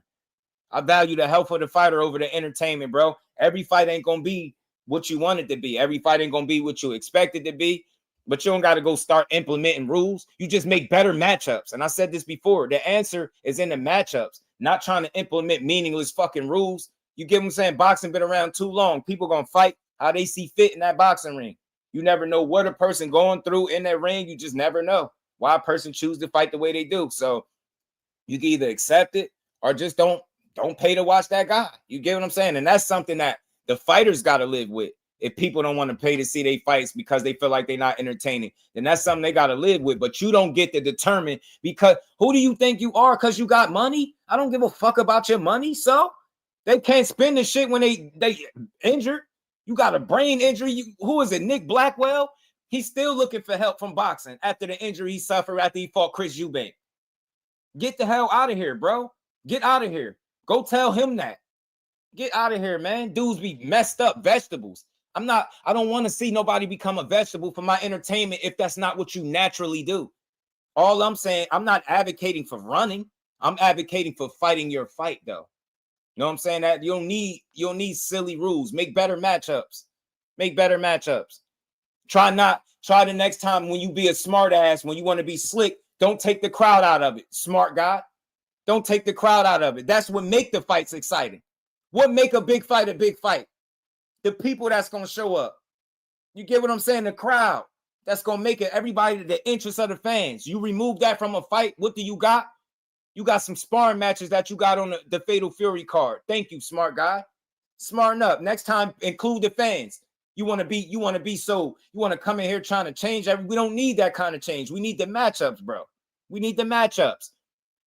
You know what we needed? Instead of complaining about Tom and Jerry matches, and this is not directed toward, it's nothing personal, but you know what we need? We need fights. When we hear that Benavidez and Bivol could fight and you interested in it, that's what we want to see you push, instead of saying how you not interested in it and then pushing a trilogy when we just seen that shit 2 times in a row.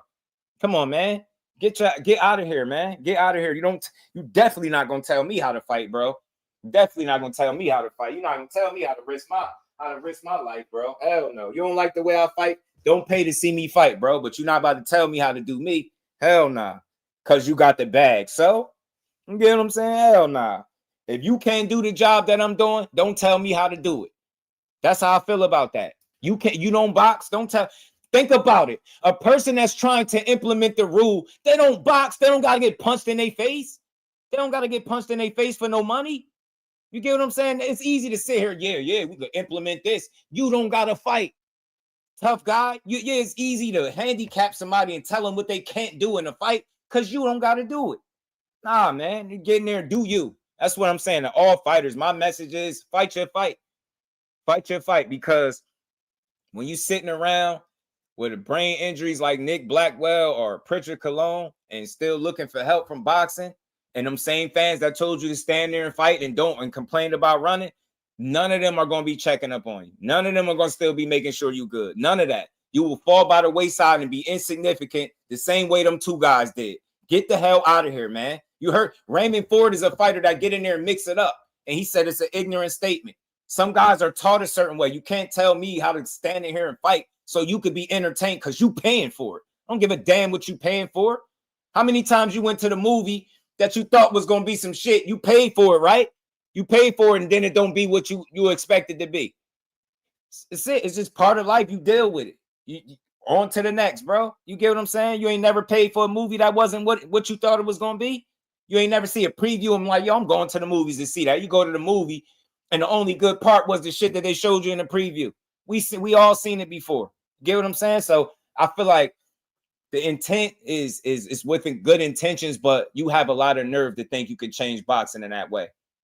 And I want to see y'all get in there and fight. The people that's all don't run, let me see if you could box. I want to see if you got hands. Everybody that's saying, yeah, don't run, stand there and trade. Yeah, see if you got hands. That's what I want to see. I want to see how many people that actually fight that's saying don't run. Telling you, man, these dudes had to get in a boxing ring and somebody told them how they had to fight. They wouldn't be trying to hear that shit. People getting too comfortable on the internet. You don't got to throw punches. You don't got to take no punishment. All you got to do is just pay your money and watch somebody get beat up. So now we getting so crazy with it that we think because we pay that we get to determine how a person can fight. Get that shit out of here, man. I wish a person would tell me how to fight. I'm in here risking my life, bro. Shout out to GRT, man. I wish somebody would tell me. I'm getting in here to do me, bro. That's it. That's all. You don't like how I fight? Don't pay for me to fight. Simple. Want to hear that shit? I don't want to hear that. I don't want to hear that. I tell you what, it wasn't no running. It wasn't no running in that Adames and that Shiraz fight. What happened there, Turkey? Because he damn sure ain't get the right decision there when you told the man he down rounds and points and shit. Nobody want to hear that. It's so many other issues that you need to clean up with boxing before you try to implement some weak ass no running rule. You got people running around here advocating for it. And I guarantee you, none of them people fight. None of them. None of them fight. They don't got to get punched in their face for this shit. Telling somebody how to do them. That's crazy, man. That's crazy. And let me be clear. I know when they say no running, they not saying you just got to stand and trade. But you are telling somebody how to fight. And I don't like that.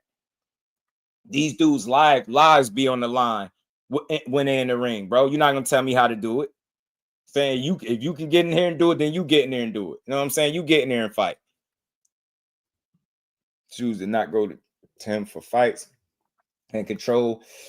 Yeah, I get you, Mr. Miles. I think the thing is with him, while he gonna always kind of be in the business because he got a bag, and it's gonna always be people in need of opportunity. So Turkey is gonna kind of exist for that reason. But I never praised him for being good or bad for boxing. I just was sitting back watching what he do. And like I said, it's so many other problems in boxing before you even get to, a no running rule. It's so many other things, bro. Like it's so much other shit. Let's start making sure guys are fighting closer to their walk around weight, right? Let's make sure guys ain't, shrinking down multiple weight classes. There's so many other ways to improve the sport. Let's keep giving the matchups that we want. Let's make sure we never again in boxing history remove the crowd from a fight and then think it's supposed to be significant. Fighters don't even got shit to look forward to. They ain't got nobody cheering their name. They hear people heckling them and Mike Tyson and shit in the crowd. You know what I'm saying? So many other problems with boxing before you talk that running shit. I don't want to hear that. Before the Anthony Kakachi is the next movie. Yeah, man. They don't have to find that turkey card. It should be the statement that makes fighters go elsewhere. Yeah. Ricky feels comfortable threatening Beaver and all them others. He's done, even walking to the ring and telling Shiraz he's down in the card, so he can't do anything. And he can do anything in his events. Yeah, and I like what Behind the Hands said too. A few people have said that, it should be an incentive not to fight on his cards. But J Bean, what it do? Need a no miss weight rule, a no PED rule, right? That's why I say like he won't support Tom and Jerry boxing matches, but you had some questionable people fight on your cards. So it's tough to like make that kind of, you know what I'm saying? You say that shit, but it's like, you get me? Yeah, the no races rule, the no PEDs, you get me? You know what I'm saying? That's the shit that so it's so many other issues to fix before you get there.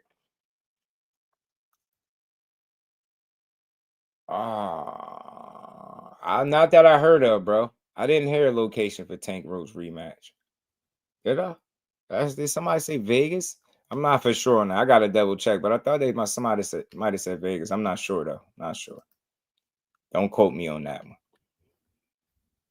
But let's get back to this. Pardon me, y'all. I got off track for a second. Let me get back to this interview, man. I just wanted to play that clip from Ray Ford, man. But let's get back to 40 mil bill. You don't acknowledge the people on the list. You don't acknowledge that these fighters are who they are. Bill. Listen.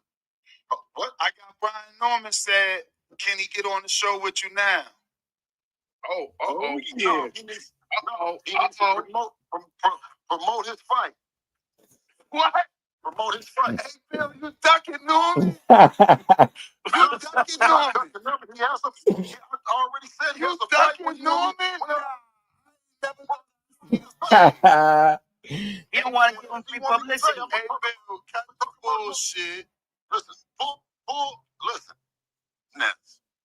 Put Norman on the phone. I'm not putting him on the list. I'm not going to put him unless you want me to. I don't want no sand back. I didn't expect to hear you say that. No, you're not. Nigga, you don't have sand and no bag that you got for me. Put the nigga on the phone. Let's put him on. Let's put him on. Yo, Bill is a fool, man. Don't be mad at me later. I didn't send him no link yet. Listen. Ness, I'll never be mad at you, nigga. Put them on. No, you never have. I'm just saying, That's what I'm talking about. Put him on. Link got sent. Real quick, before they start their conversation, that's all I'm saying, bro. Boxing been around a long time before him. People been making money in the sport way before him.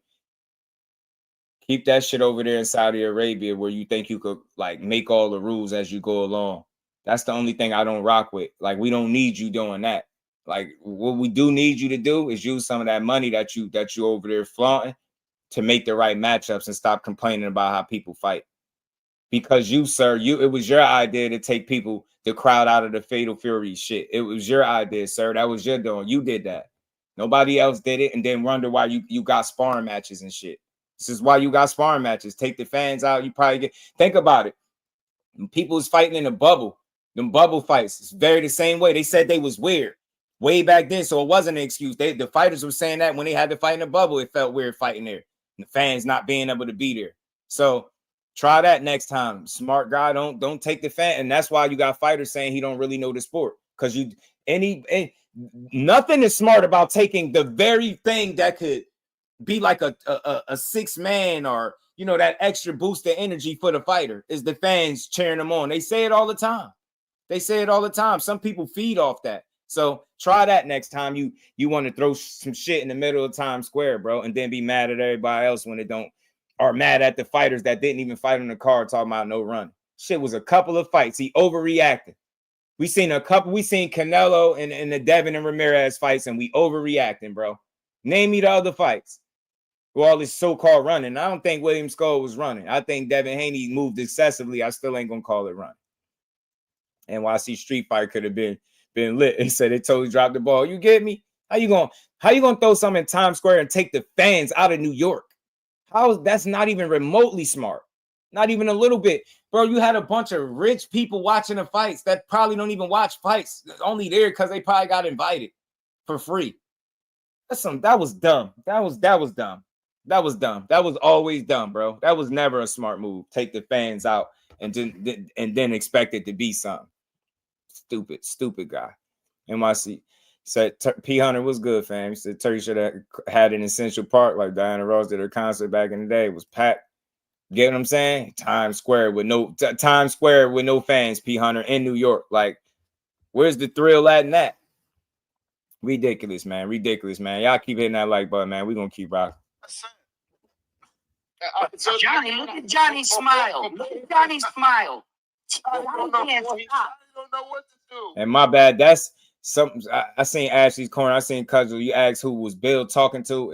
It's a dude that came over here before on my panel. His name was Round One Boxing or something like that. I think people was calling him in the chat. They was calling him Joe Pesci. He talk a lot. Whoever he is, he talk a lot. He got a channel, but he talk a lot. He be over there on the Boxing Voice, but he came over here before running his jig. Look. What? Hey, yo, you know Johnny tipped him off, right? He said Johnny text him. Oh, side text him like this. Hang. The investigator want to know. Brian Norman Sr., welcome to the program. Said Round One is knowledge, super anyway fan. You can tell by the voice, right? That's him. And Round One, aka Joe Pesci. We're gonna fall back. Right now, it ain't really. I was asking earlier today to see would he be interested in that next, but right now we can't negotiate shit. We got business to take care of about 2 days. Man, shout out to you and your son, man. Happy Father's Day to you. Listen, I know that I don't have nothing but respect. That's why I put him on the motherfucking list. This man got up there and told him Happy Father's Day. Bill. Respect. That's why I put him on the motherfucking list. Bill funny as hell, y'all. Talked about this shit. That's these lames and these whores. You know, I'm a nice guy. You know, Ty. Man, you know what I'm saying? We ain't new to this shit. You listen. You done already been around this shit, so you're gonna make sure that he get his payday, and I'm gonna make sure that mine get it. We already talked about it. Have we talked about this shit already? Yeah, we did. Yeah. Okay. All right. Yeah. Well, good luck. That's what I was asking earlier. Listen, I was asking earlier. That's what I was trying to ask earlier because, like I said, we got business to take care of. I ain't even want to get on discussing this right now, but we had business earlier. I mean, we got business to take care of, but I was asking earlier which y'all would be interested in that fight next because I know we was on the list. You feel what I'm saying? So that's how I was coming the first time. But listen, hear me out though, Bill. So I fell asleep because it's 10:30. It's 10:30 in the morning, Tuesday morning. All right, so check it out. So I fell asleep on your interview. I fell asleep listening. So I didn't really hear everything. But then when I woke up, the shit about Devin, talking about my son. And I'm like, damn, bro, what the fuck are you doing, bro? What's that about? Well, listen, let me tell you this. And real quick, Bill is responding to, Brian Norman Sr. is responding to, like, where this come from with Devin Haney. Remember, he said Brian Norman Jr. is ass. And He gonna price himself out. He's just using his name to sell his fight or promote his fight or whatever the case. I don't look at Brian Norman as no clout chaser, bro. If they speak about fighting you, I think they really will. That's just my interpretation after being able to talk to him and the father separately, and then having conversations with other people that know him and his pops personally. You know what I'm saying? Them dudes ain't scared of a challenge, man. There's some shit that cowards on the internet create when boxing business don't get agreed upon. We gotta go far to the left or to the right. Somebody gotta be a duck. Somebody gotta be scared.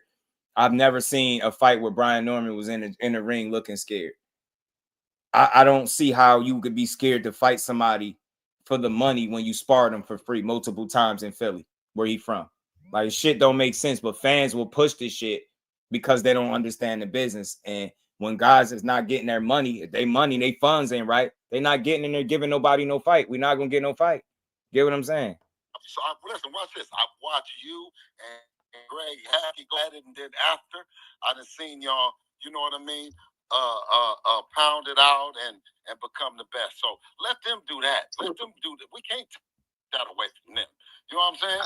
Their job is to be fighters and to stay wound up and stay tight about it. And our job is to stay connected and not have no excuse for it not to happen. Yeah, ain't no love. Hey, well, listen, I want Joe Pesci is round one. Come on, just give a shout out. Ness was reaching out. I didn't know you was back on. Like I said, it's been a long day for me because to me it was it's been going on since yesterday pretty much, and because we 13 hours ahead, so I don't fell asleep. Thank you for coming. Thank you. Listen, King, no. Handle your business. Thank you and excuse my dear friend Ness and his bullshit, getting in the way. I know what 48 hours before going to get that money. Go get that money, King, and then we're going to holler after, okay? And don't even worry about that. I told you then. Absolutely. I told you then when everybody was saying that they wouldn't fight you, and I told you, I said, when the time came and we can do it, I'm not going to freeze you out and not provide no payday. Didn't I tell you that? That's a bit. Yeah. All right, well, let's make it happen, man. I just wanted people to hear clearly what they discussing and why I came here with this conversation today. Because I feel like, all right, you already seen some sort of back and forth between the fighters. Now you hearing like business being done by the fathers who, like the managers, kind of play the manager role to their kids' career. So they up there facilitating business. And I just want to see if, Brian Norman handle his business. Will they really entertain his fight next after calling the man ass and saying he's going to price himself out when he would be the champion if y'all was to line it up next? So we going to see. And not provide no payday. Didn't I tell you that? That's a bit. Yeah. All right. Well, let's make it happen. Let's make it happen, man. Let's make it happen. We got to go take care of this business. Listen, when I told you, I said, listen, it's going to be probably where I have a choice. My son has a choice to give you a payday and make it happen, and I'm not going to freeze you out. Didn't I say that? I don't like how that sound, though, but I hear you. Wait. You're being froze out. You got on here, and I told you before. I said, that was you. Whether it be Boost, whether it be whoever, you're not getting that breakout fight. The breakout fight is going to happen from somebody wanting to see. Wait. To give you PGH was good, homie. And I'm not going to freeze you out. Didn't I say that? I don't like how that sound, though. He could be enormous. Like, I don't like how that sound. I don't like how that sound. You're being froze out. You got on here, and I told you before. I said, whether it be Boost, whether it be whoever, you're not getting that breakout fight. The breakout fight is going to happen from somebody wanting to see you and giving you an opportunity. Right or wrong? Did I say that? Yeah, you're right. But I want to say this while I'm on here real quick. I mean, it's just, just not saying nothing about it. I just want to put some, it's not about you at all. I just want to put some stuff in the airways while I'm on this show, because I haven't had a chance to get my words out at all. Like, again, Bill, just stand down on this. Ain't got nothing to do with you. Just put you 1 second.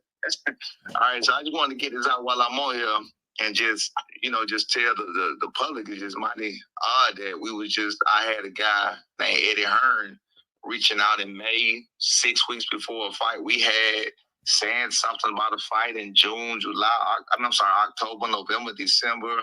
And then all of a sudden, 5 days before my son fights, There's some about one of his guys moving up to 54, so therefore we can't make the fight in October, November, December.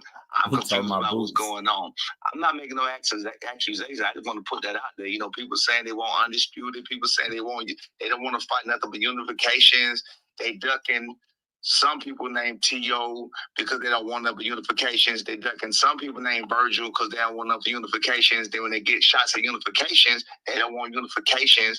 Now they're talking about moving up, fighting the Yoella Tellis that ain't got a title. They're talking about moving up, fighting the who was the other guy they say? One more. I can't remember who it was. But last I checked, and then calling out Bud. Last I checked, Bud was a world champion since 2014.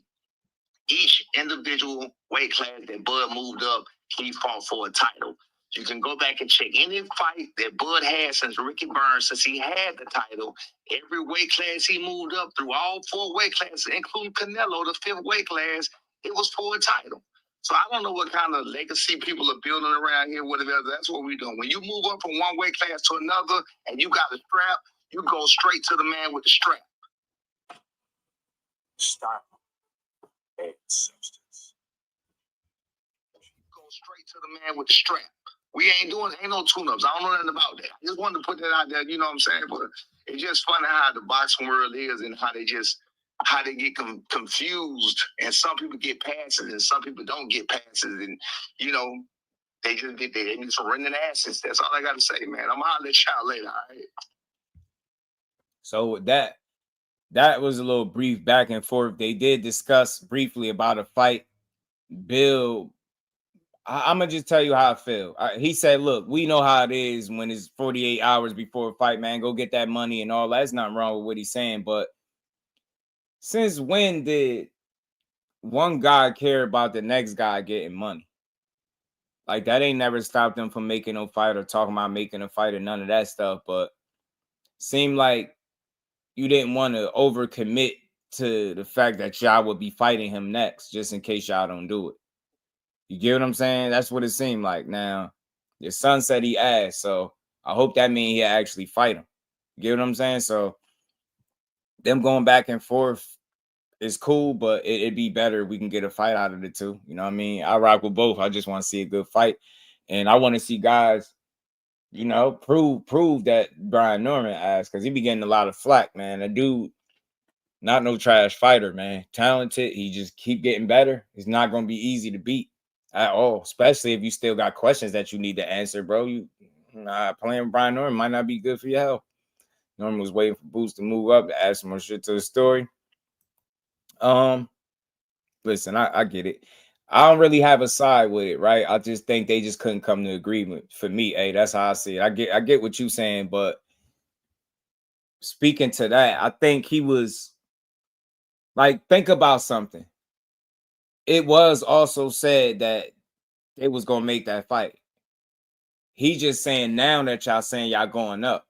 He's saying you was saying you only wanted unifications. This is the reason he wasn't fighting T.O. Now he's saying you talking about going up fighting Yoenis Tellis and other guys at 54 for no title. But the reason you saying you stayed at 47 was to, you know, be undisputed and get unifications. They kind of agreed that they would do some business after this Sensaki fight. But he's saying, you know, now Boots is like, yo, I ain't waiting on nobody. I'm not mad at I don't feel like no man should wait on no other man. But Boots is like, you know, Boots like, I'm going up. And that's what Brian Norman talking about. He like, but y'all was just saying, you get what I'm saying? But there's nothing wrong with Boots moving up. People change their mind all the time. You could change your mind. You get what I'm saying? And that I don't think Boots should be critiqued in a negative manner because he decided to move up, especially when both of the titles are sewn up, right? They're doing other stuff. So, you know, I ain't tripping on Boots. That Boots need to be normally to focus on the Japanese fighter. I think he is, though. He said fighter on that super soldier serum, no drug testing in Japan is wild. Yeah, that is crazy. I'm embarrassed on the Boots smoke. I mean, at least Norman and them negotiated. Barrios and them ain't negotiated at all. And the only statement that is his coach put out is that they're gonna need that money to fight Boots. They'll fight him, but for the money. So I think Boots could be moving up, not because he's trying to avoid making a fight, because he could look at it like these dudes just all want too much money for me to make a fight. So I ain't gonna be able to get the fight that I want. You get what I'm saying? I'm not gonna be able to make the fight that I want if everybody's asking for so much money. He could look at it like, yo, I negotiated with them already. We sent 3 offers and they still didn't take none of them. They don't really want to fight. So that could be Boots. That could be in his mind. He could think they really don't want it. You get what I'm saying? But Brian Norman on his end, he like, yo, y'all said this and now y'all doing that. I get it on both sides. But at the end of the day, it's just business, man. Nobody should sit around and wait. At the end of the day, it saves time. If Eddie Hearn wasn't willing to pay whatever the Normans was, they asking price was, then there ain't no need to take the fans through that BS all over again, right? And the fight don't get made. But I'm gonna say this: I believe Bozy believe in his son. I believe, Brian Norman believes in Norman Jr. I do. I don't think they scared to put each other in there. But I do feel like if guys don't get the money they looking for, then they're not doing it because it's a dangerous fight. And there's nothing wrong with that. Boots Ennis is a dangerous fight for anybody. You know what I'm saying? Brian Norman could be a risky fight for anybody. You get what I'm saying? So they both would be taking risks getting in the ring with each other. Get what I'm saying? So I didn't check, bro. I never check. Poi, I'm gonna check. I'm gonna check. I'll probably reach out and ask him what's up if anything happens. Said Norman didn't want it. That's why he fought Cuevas. Fighting Sasaki. Why should Boots wait on Norman? Yeah. I mean, I don't know about the waiting because I already, I said I don't think nobody should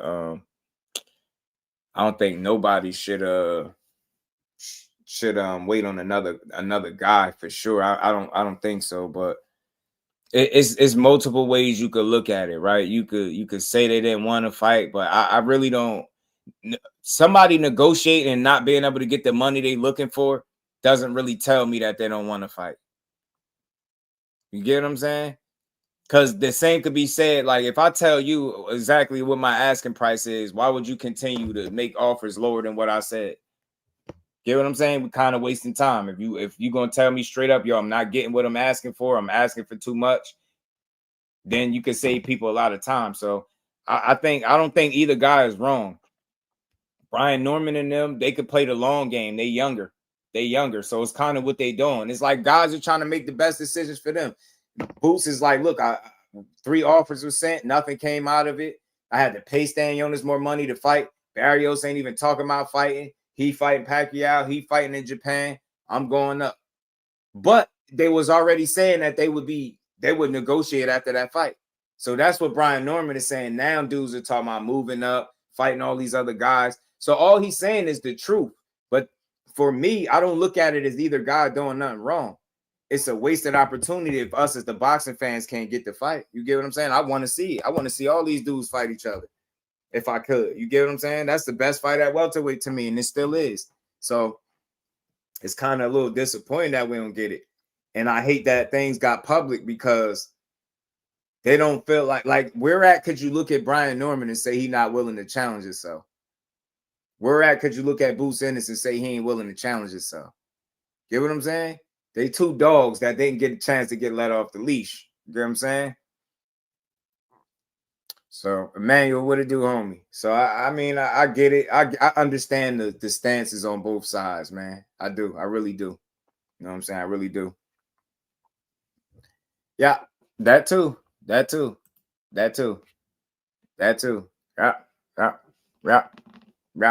Now, the Teo fight never made sense to me, Twin. It never made sense because he didn't fit into the puzzle. So that never made sense. I always supported that move. And what you're saying is exactly true. That's why I'm saying I'm all about understanding the moves, not just trying to criticize them to push a narrative, right? So for me, if you're trying to say Boots going up to 54 is him showing that he don't want to fight, then he could also say, well, 3 offers were sent to them people. So you can't say he don't want to fight. See, Irvin was good with it. And then on the other end, you could say you didn't accept none of the 3 offers, but they could say, well, the other guy didn't even negotiate with you. And then the other guy got paid more to fight you. So that's all we was trying to do was get our worth. Stan Jonas got his. We was trying to get ours. That's all. It's a conversation on both sides. There's no right or wrong answer. It's just what you agree with at home. If you think that money, one of those offers should have been accepted and they should have fought, then that's the side you on, right? You like, yo, B Norman and them, they messed it up. If you thinking that Team Norman had some say about what kind of money they was looking to take home, then you looking at it like maybe they should have made the adjustment. And like I said, my biggest thing there is I seen sacrifices be made in the last 2 Boots fights, Karen and then Stanionis. Sacrifices being made there. All I'm asking, because I don't know for sure, were them same sacrifices made when it pertained to Brian Norman.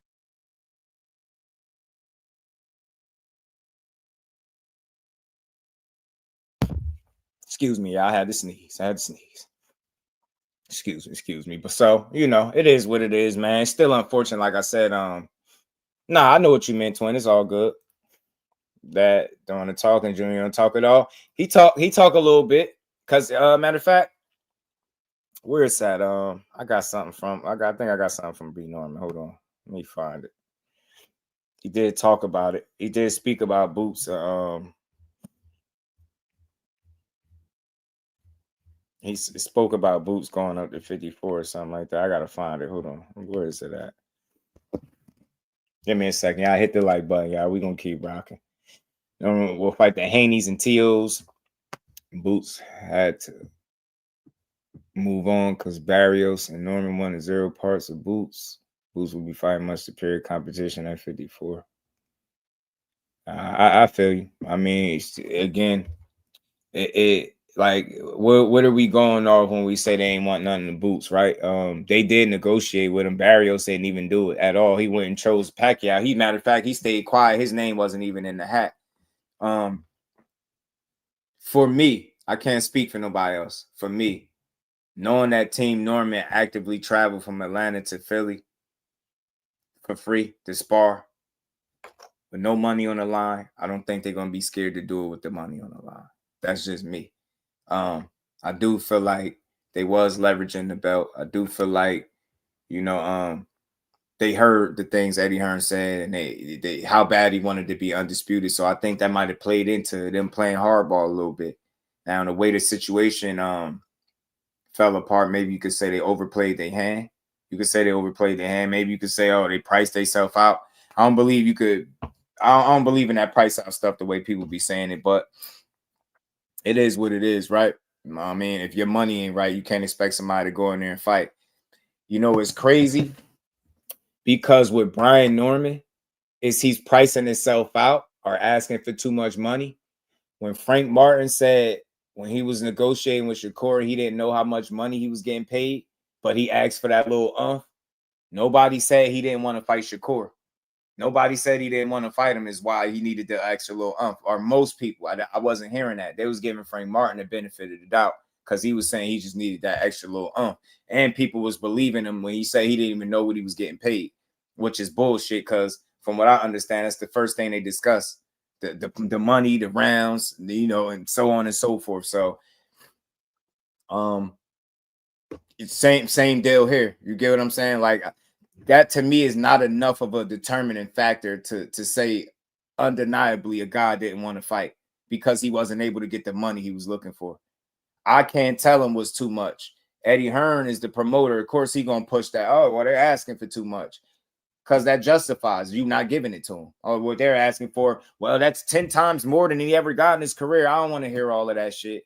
Stop trying to mix situations with the other. That shit ain't got nothing to do with nothing. The fact of the matter is the job that's at hand is a dangerous job, and they wanted to be paid for it, is what I think. And what they were seeking, they wasn't able to get.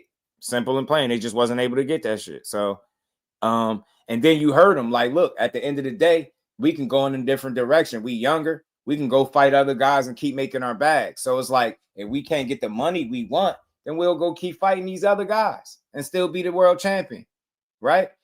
So I get it. Like, we almost forced to believe that if business can't be agreed on, then nobody really wanted to fight. Somebody got to be blamed. That's bullshit.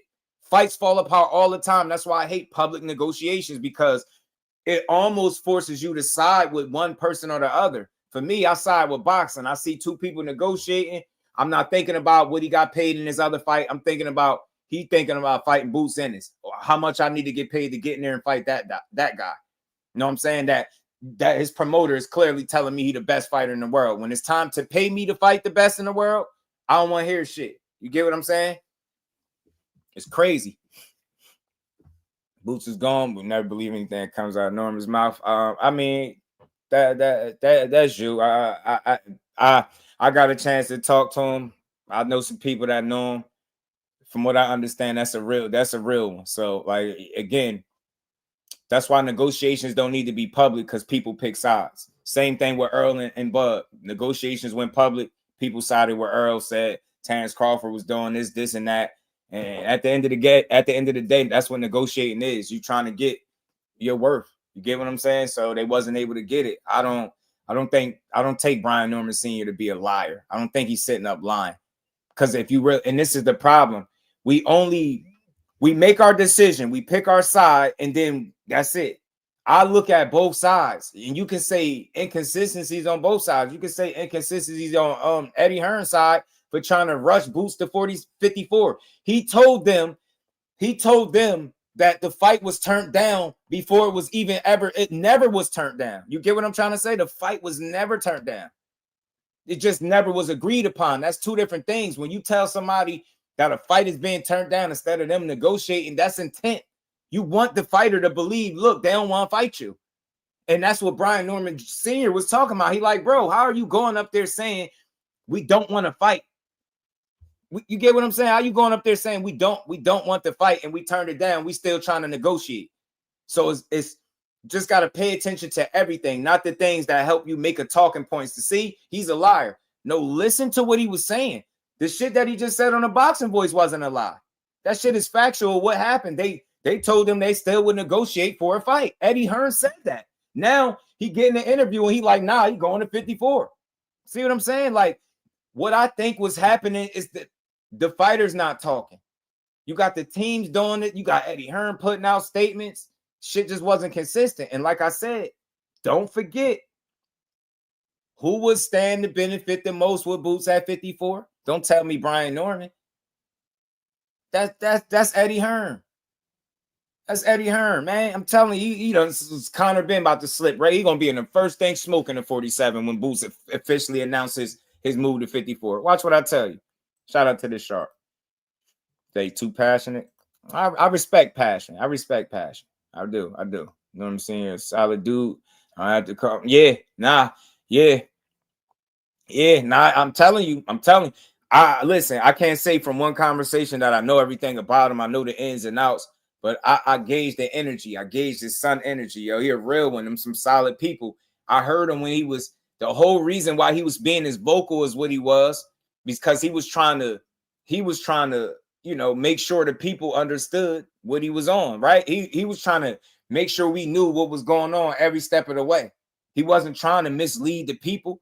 You get what I'm saying? And if we really pay attention, it wasn't about Bozy and Boots as much as it was Eddie Hearn. He was calling Eddie Hearn out for playing both sides. You get what I'm saying? Think about something. If I'm trying to negotiate a fight with you, you don't go tell your fighter we turned it down and we didn't. You get what I'm trying to say? That's intent to me. That says intent. You trying to tell me something. You trying to convince this guy to go ahead and move on. Think about how many times Eddie Hearn said something about Boots going to 54. He's saying it before Boots. YSM just came up here, the other day, man, a few days ago, and told us how he prematurely came out and said it before Boots.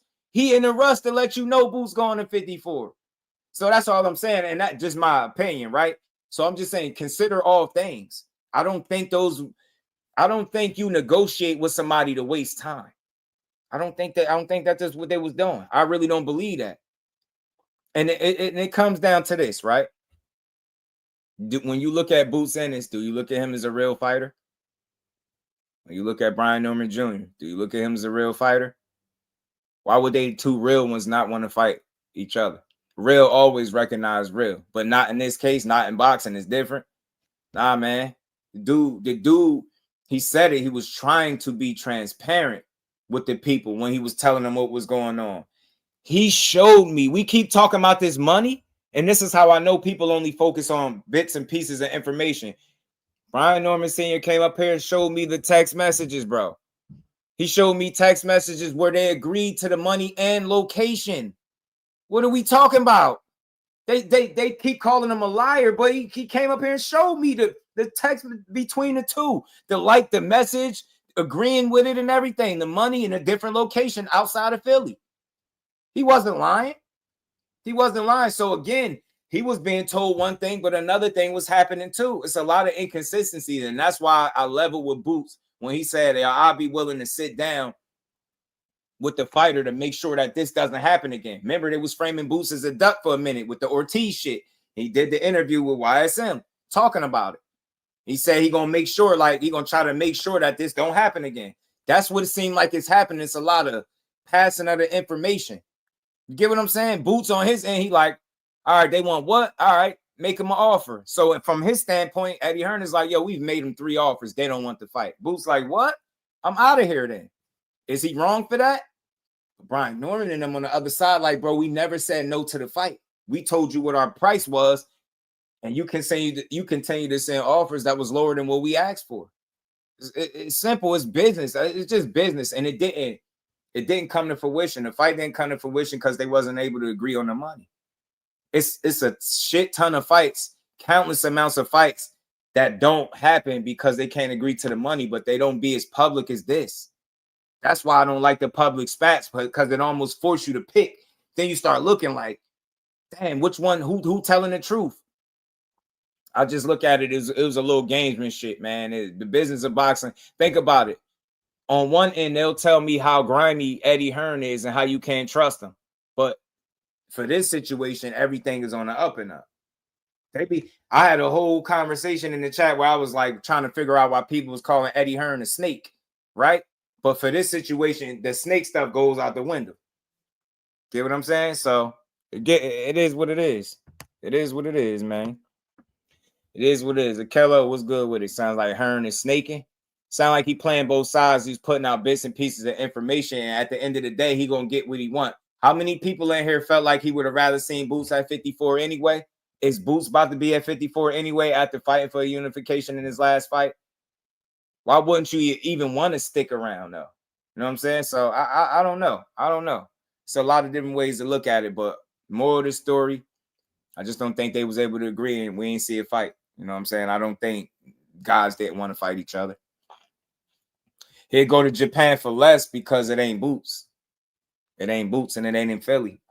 You know what I'm saying? Yeah, you go fight in Japan because it ain't Boots and it ain't in Philly. That Sensaki ain't got a promoter that's, shopping him around the world as the best fighter in the world. Sensaki ain't got nobody in boxing saying that for him. Eddie Hearn won't shut up about how great Boots is, and how special of a talent he is. So if you from the outside looking in and you looking to put guys in there with them, they gonna want to get paid to fight the best fighter in the world. I'm gonna keep saying that. They're gonna want to get paid like that. And we can say what we want. I don't care about dude's money, but I do know Eddie Hearn paid Karen more money. Akello, he paid Karen more money so the fight could be in Philly. You get what I'm saying? We keep talking about these offers, right? But we're not talking about the fact that Bozy and Norman Sr. agreed to the money in a different location. What happened with that? Why was it Philly or bust? I'm just asking questions. You get what I'm saying? Why did they agree? Why did his father on that end agree with Brian Norman Sr. to have a fight in a mutual location for that same money they was offering? He physically showed me this. I seen it with my eyes. It wasn't no fake text. It wasn't none of that. No AI, it was none of that. That's what he showed. So why agree to something and it not happen? See, we only asking questions that suit the way we think. Ask some different questions. Ask, why would you agree to have a fight in a different location for the same money and then come out and make it seem like the Normans is doing something wrong after y'all just agreed? Y'all just agreed. I seen the conversation. Y'all agreed to have it in a mutual location. Said my man and everything. Said my man. Like you were satisfied with the dialogue that they had back and forth. So don't just ask some questions. Ask all of them. View the whole situation. on both sides. Don't just focus on one side that you don't believe. Look on the other side. It's always questions on both sides because there's inconsistencies on both sides. You know what I'm saying? So at the end of the day, we just had two real fighters that didn't get a chance to fight. You know, that's what I believe. That's what I believe. They just didn't get a chance to run it, man. Unfortunately, man. You know, and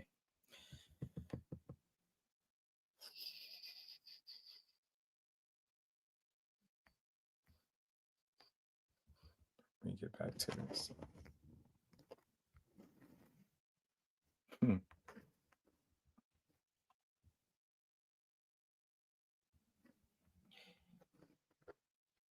They already had a date and venue booked.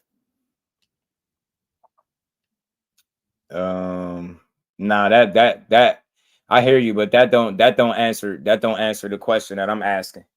I'm talking about Brian Norman. When did Brian Norman and Boots have a venue and date booked?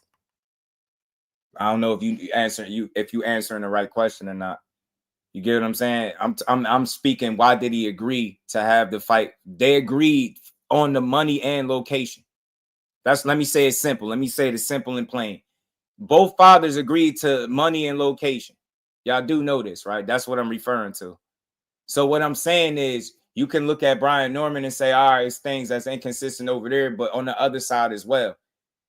He gave him his word pretty much. That's a gentleman's agreement, right? They wasn't bullshitting with each other. They agreed. Did that happen? Did the money, when it was all said and done, what was it? Was it Philly or bust, or was it mutual location with the same money? So all I'm telling y'all, I just want people to be real. Look at the whole situation. You can ask questions on both sides. You don't got to say neither guy is wrong.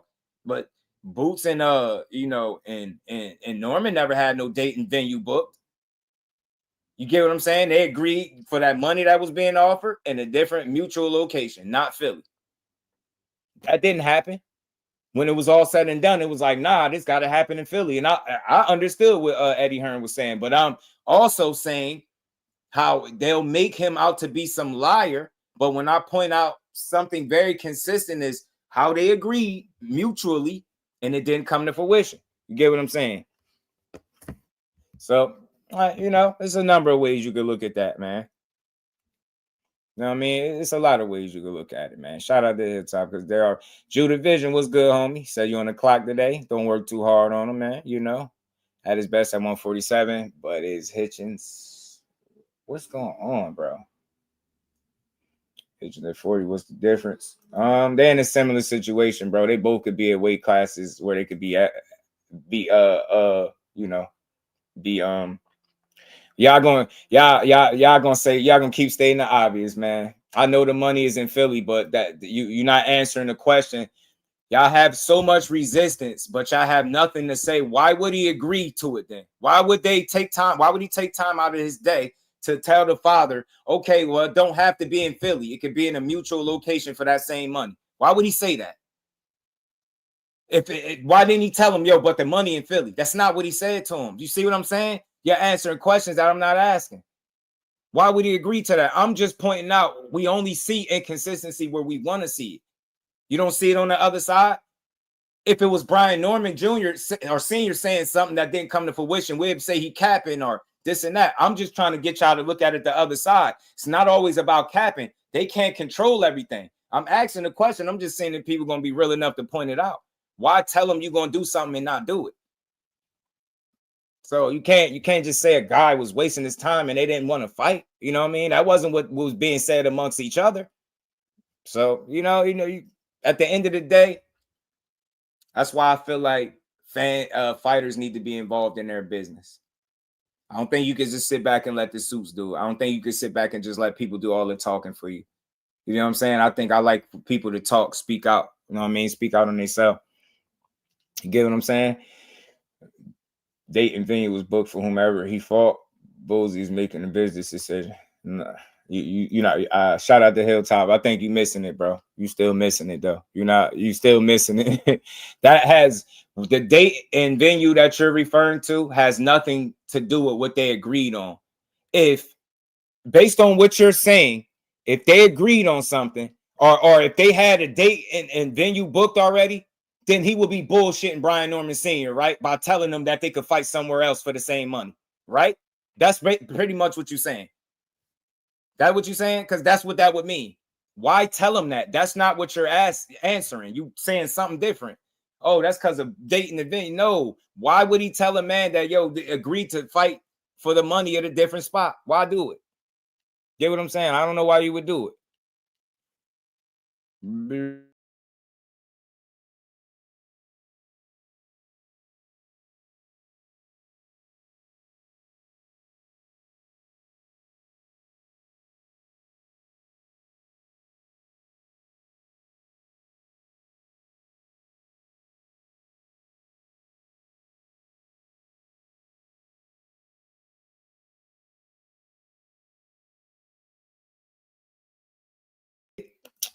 I don't know, man. Ever since they've been doing that work outside my house, bro, I'm just my internet is funny acting. I think they done messed up. They done messed up the church's money, man. Let me see. My guy, what'd he say? I'm cooking with Frank. Nah, Haney ain't trash, man. You can't call no former undisputed 2-division champion trash, man. You could say you don't like him. You could say he ain't the best. It's a lot you could say, but you can't you can't call Haney trash and be serious like that. That's a stretch. The dude ain't trash. Far from it, as a matter of fact. Back in the day, Ray Robinson's management didn't want him fighting Charlie Burley, so they signed Burley, and that fight never happened. Don't let that go over your head. Yeah. It was times in the gym, not a cap or a phony. You know, that's a fact. That's a fact. I just be trying to get people they do. You know what I mean? Now we gonna yep, I knew it. How you agree?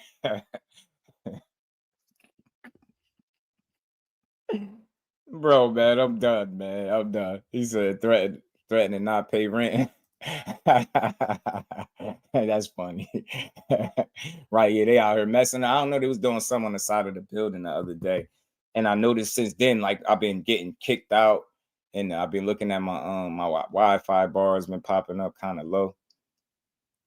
Like, that's weird. I don't know what that is, but that's why Ben and Boots will never be ships passing in the night. Yeah. And I think we missing it. I think we missing some things when it comes to that. He said, how you agree through a text message? You got to ask him that. But my question still ain't being answered. The question ain't how, it's why. Why do it? Why agree to something that you knew wasn't going to come to fruition? See, y'all know what question to ask. You just don't want to ask. So you're going to ask more questions to not get to what why agree through a text message? All right. I can't. How do they agree? They did it. So that's a question for them, but they done it. I physically seen the messages. Why agree through something through a text message? And they had a whole conversation. Why have a whole conversation, agree to some shit, and then not do it? You know what I mean? That you could ask that too. Why do it? You know what I'm saying? So it is what it is, man. It is what it is. It is what it is. And I said this before. For me, I've heard too many, premature announcements of Boots going to 54. That's why I have the stance. I'm not faulting either guy. I'm not faulting either guy. I'm not faulting either guy for what they did. You know what I'm saying? Or how it happened. But I think I try to look at the situation in full. I don't just look at one side and keep asking all the questions of why this or why that or why he this or why he that. And why, as men, have a full-blown conversation to fight somewhere and for the money if it was just to waste each other's time? Why we can't ask that? That's just asking the question. Why do it? And I'm not going to ask how you're going to agree through a text message. I'm going to ask, why did you even do it? Not how. That's for them to figure out. But why waste your time doing that if it wasn't going to come to fruition? So I only brought that up because people trying to make this dude out to be some super ass liar, and I ain't seeing it. What is he lying about? That's what I'm saying. You might not agree with his methods or the way they negotiated, but I don't think he sat up here and lied to people. I think he was transparent with people that just didn't recognize that that's what he was trying to do, because they didn't agree with it. So they couldn't see the value in what he was trying to provide. He was really up here Think about it. You don't hear from one side, but you only hearing from Eddie Hearn. Then when you hear from Boots, they don't even be on the same page, bro. This is why Boots did the interview with YSM and said, yo, from here on out, I'm speaking. If you don't hear from me, don't believe it. And then what do Eddie Hearn come out and do? He tell us in the interview the other day that Boots is going to 54. What did YSM come up here and say to me right on the platform? He jumped the gun. He was supposed to wait for Boots to do it, right? He said it before Boots could even put it out there. Somebody is in a rush to get Jerron Ennis to 54. And they ain't got shit to do with Brian Norman Sr. or Jr. That's all I'm saying. Somebody told you he was going up there several times ago. How many times Boots going to 54? This got to be about the third time. It's got to be about the third time Boots going to 54, bro. It got to be at least the third time. You get me? So, I don't know, man. I don't know. I just respect both camps, both teams. I don't think neither one of them is cappers. I do think both fighters will fight each other. I've always said that I don't have no reason to believe Brian Norman don't want to fight because it's Boots, because the people at home feel like Boots is boogeyman and don't nobody want to fight him. So Brian Norman got to be scared. You get what I'm saying? Shit don't make sense to me, man. He fought lesser guys than Brian Norman. They wasn't scared, but Brian Norman is scared. Like that shit is weird to me, man. I don't know. They wasn't able to come to terms on business, man. And sometimes when that happens, that's what you're going to get. Twin Lamar, what's good? Appreciate you, man. Appreciate the love, man, holding me down in the chat. Sad thing is because Eddie specifically wanted to fight in Philly for it to sell. I understand that. I get that. I never questioned why the fight would be in Philly, but I did ask a question. Like, think about it. We know what's being discussed publicly, but what was being discussed behind closed doors was something different. So it's inconsistencies on both sides. It's the only thing I'm pointing out. I ain't saying Bozy did something wrong or Team Norman did something wrong. No, they ain't do nothing wrong. It's just they were negotiating and trying to do business. And when that stuff is made public, people, they pick a side. I ain't picking no side because I see two real fighters that didn't get an opportunity for one reason or another. But I also see one guy, one of the fighters, his promoter has constantly urged him to go. He's been saying 54 for I don't know how long now. Think about it. He's been saying 54 before the Stanionis fight. He was saying Boots would probably go up to 54, vacate the titles. I made several videos and live streams with him doing different interviews saying this. That's all I'm saying. Now that he there, watch when Conor been a world champion at 47, y'all gonna see what I was talking about. But shout out to Twin, man. And I agree, man. He said Bozy just wanted to fight. He didn't care about the location as much as Eddie. I agree. So you see what I'm saying? I love the fact that you said that. So you get where I'm going. It's not either guy being at fault. They're doing business, bro. That's what that's called. Just because people make offers and they don't get accepted don't mean somebody was ducking. Who taught y'all that? You get what I'm saying? Meanwhile, there's one guy that ain't do no negotiating at all. And he just got off scot-free. We just framed Norman don't want to fight. What about Barrios?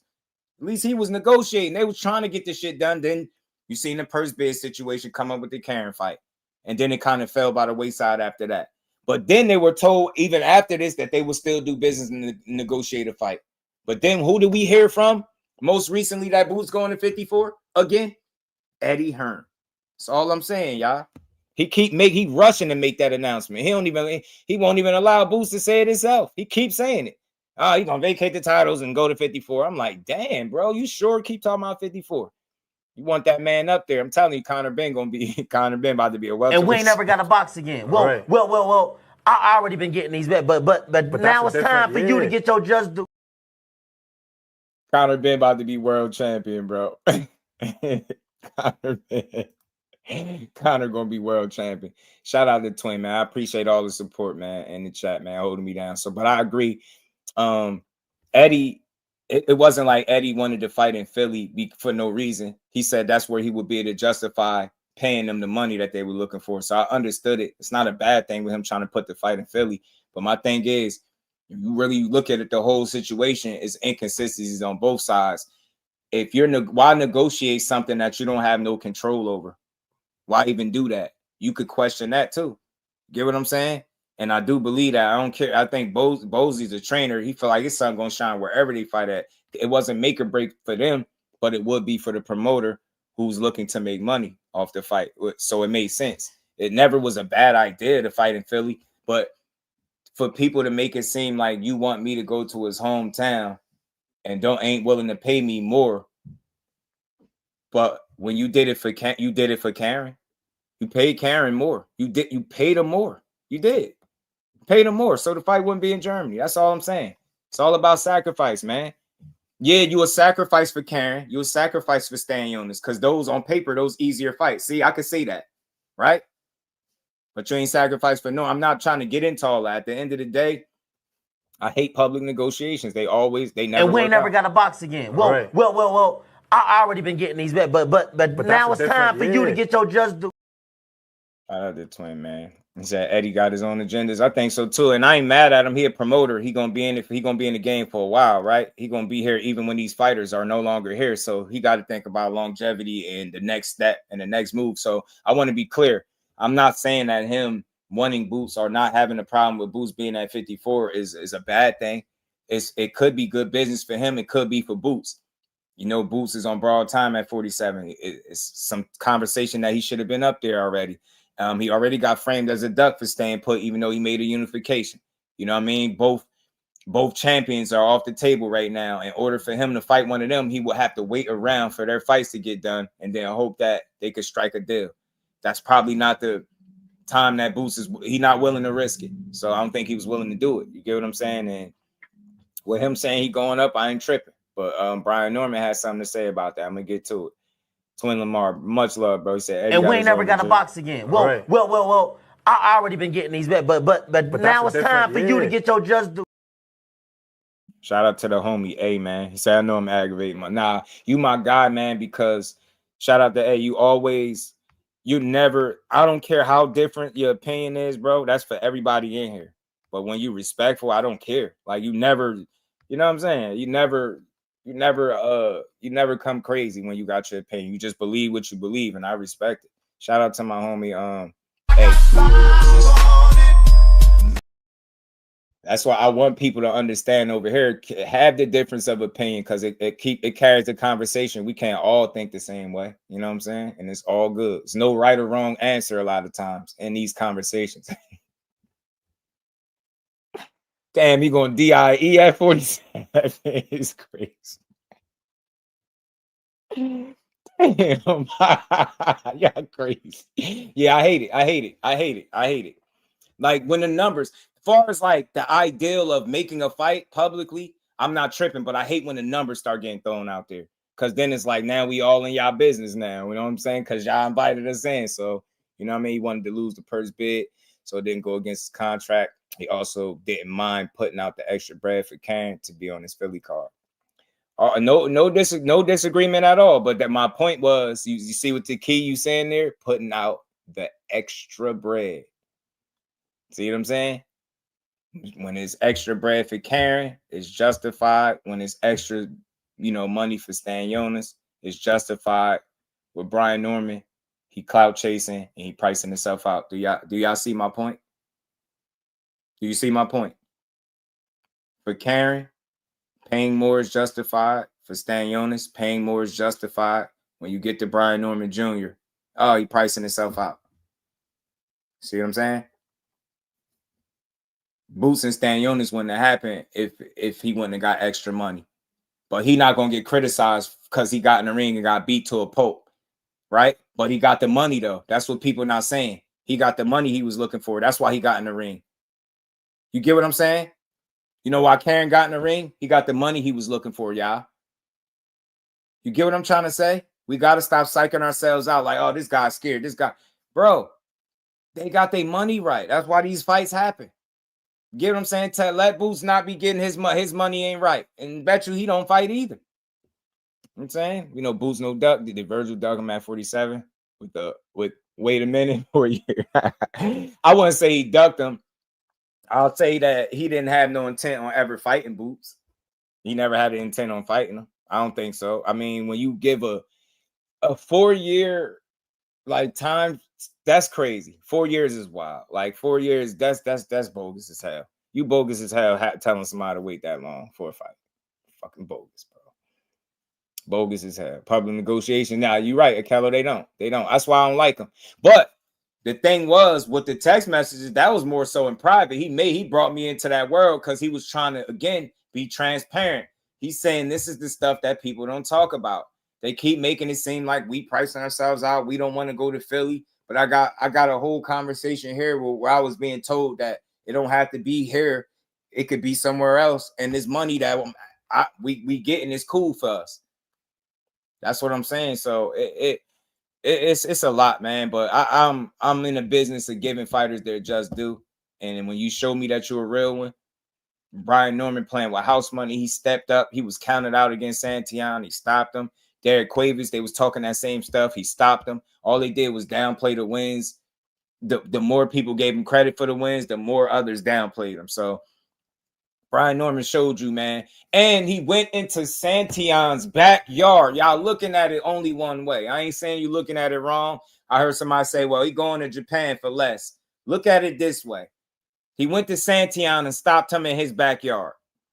Now he going to Japan. He's a traveling champion. He going to that man's backyard where he from. That's not somebody that lack confidence, bro. That's not somebody that lack confidence. And Sensaki is not no Jerron Boots Ennis. Not a single soul in the world to tell you that that's the best fighter in the world. So it's different. You know what comes with fighting Boots, man. People know Boots is real, but pay him though. That's what I'm saying. But pay him. Because look at Kello. He already did this shit for free. Going to Philly to spar multiple times. So why would he be scared to do it for the money? It's not logical, man. Is this some shit y'all did for free that you won't do for money? You serious? Like fighting, bro? Come on, man. Hell no. Hell nah, man.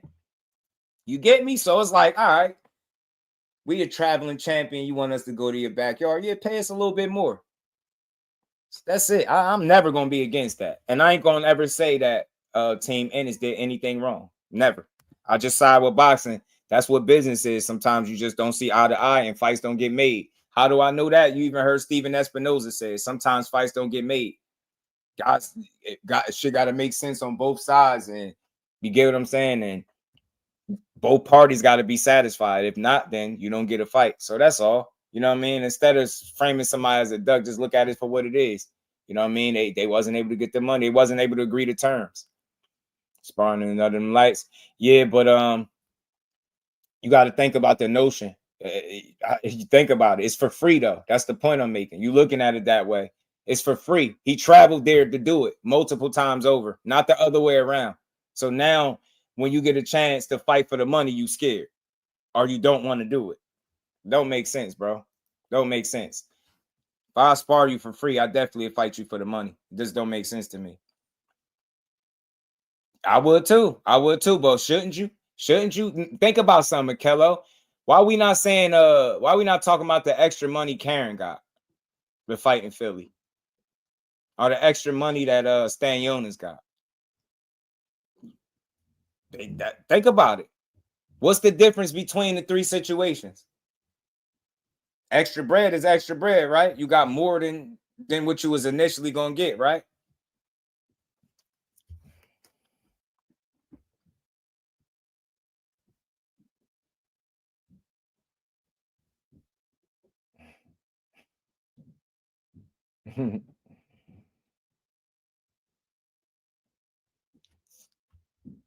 AL will. What was the difference? What's the difference? What was the difference between what they was offered and what they wanted? Because if you don't know that, you don't know what I'm comparing. You get what I'm saying? What's the difference? What was the difference in what the 1.7 they was offered and what they actually asked? You said 2.1. So what's the difference? Extra money is extra money, bro. You just going off your opinion. I ain't even saying you're wrong, but extra money, if the sacrifice made when a guy is being given something extra, it's been done twice in his last two fights. Extra here, extra for everybody except for Norman. Extra for everybody. Yeah, except for Norman. Yeah, and by the way, yeah, y'all, Boots at 54. Eddie Hearn was invested in making that fight to me. I don't care about no offers, especially if none of them was what he asked for. You get what I'm saying? You could send 20 offers. If you know I asked for a certain amount of money and you send 20 offers with none of them is what I asked for, then what you really doing?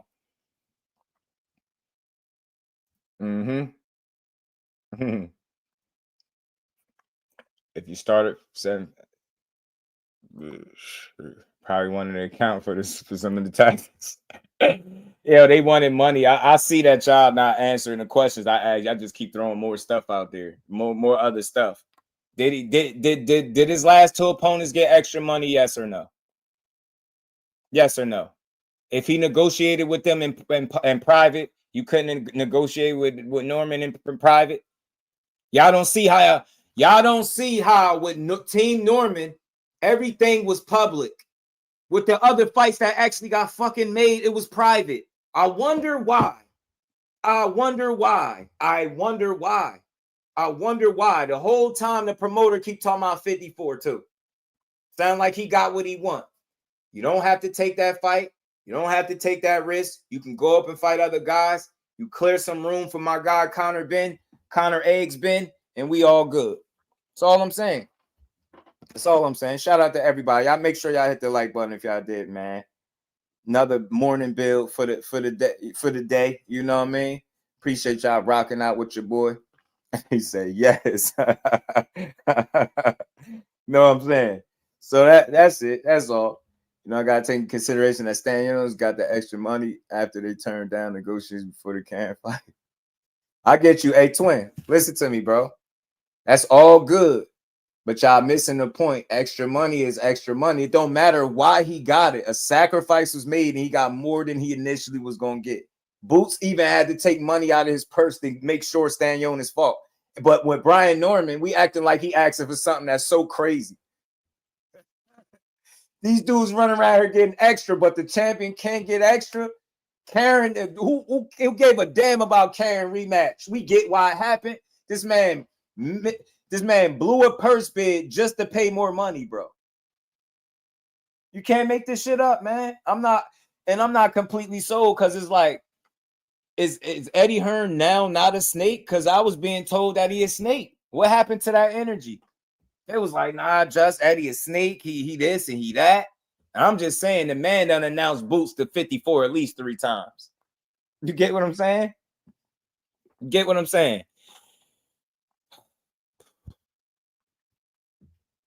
Yeah, I'm not rehashing it, bro. Shout out to you, Ill Will. I see you. I see you. You just gonna keep saying what you saying and ignoring what I'm saying. Okay. That's not a conversation, bro. That's like, you just sparring is much safer.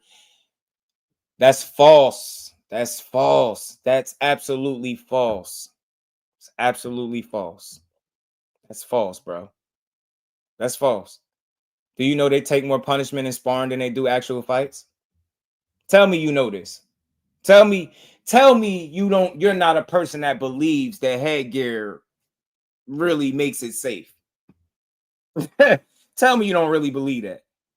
The fighters, they take more punishment in sparring than they do in the actual fights, bro.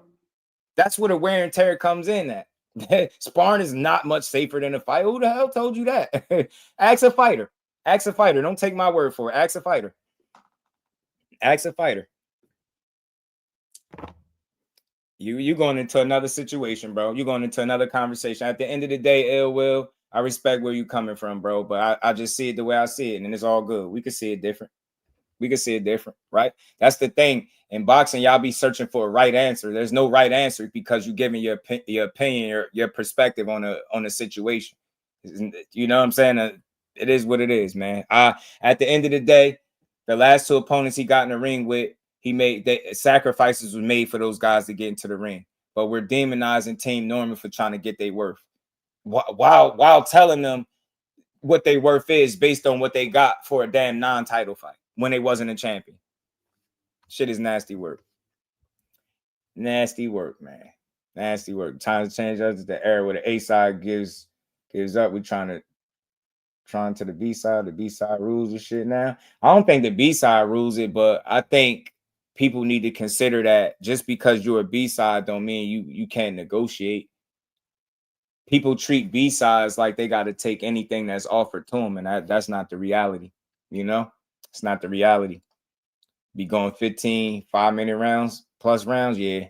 B side gives demands. Yeah. Norman probably wouldn't have gotten extra money if they negotiated after the Karen fight, but they weren't available, so Stan's got the extra. But you see my point though, right, twin? You because you saying it, got the extra.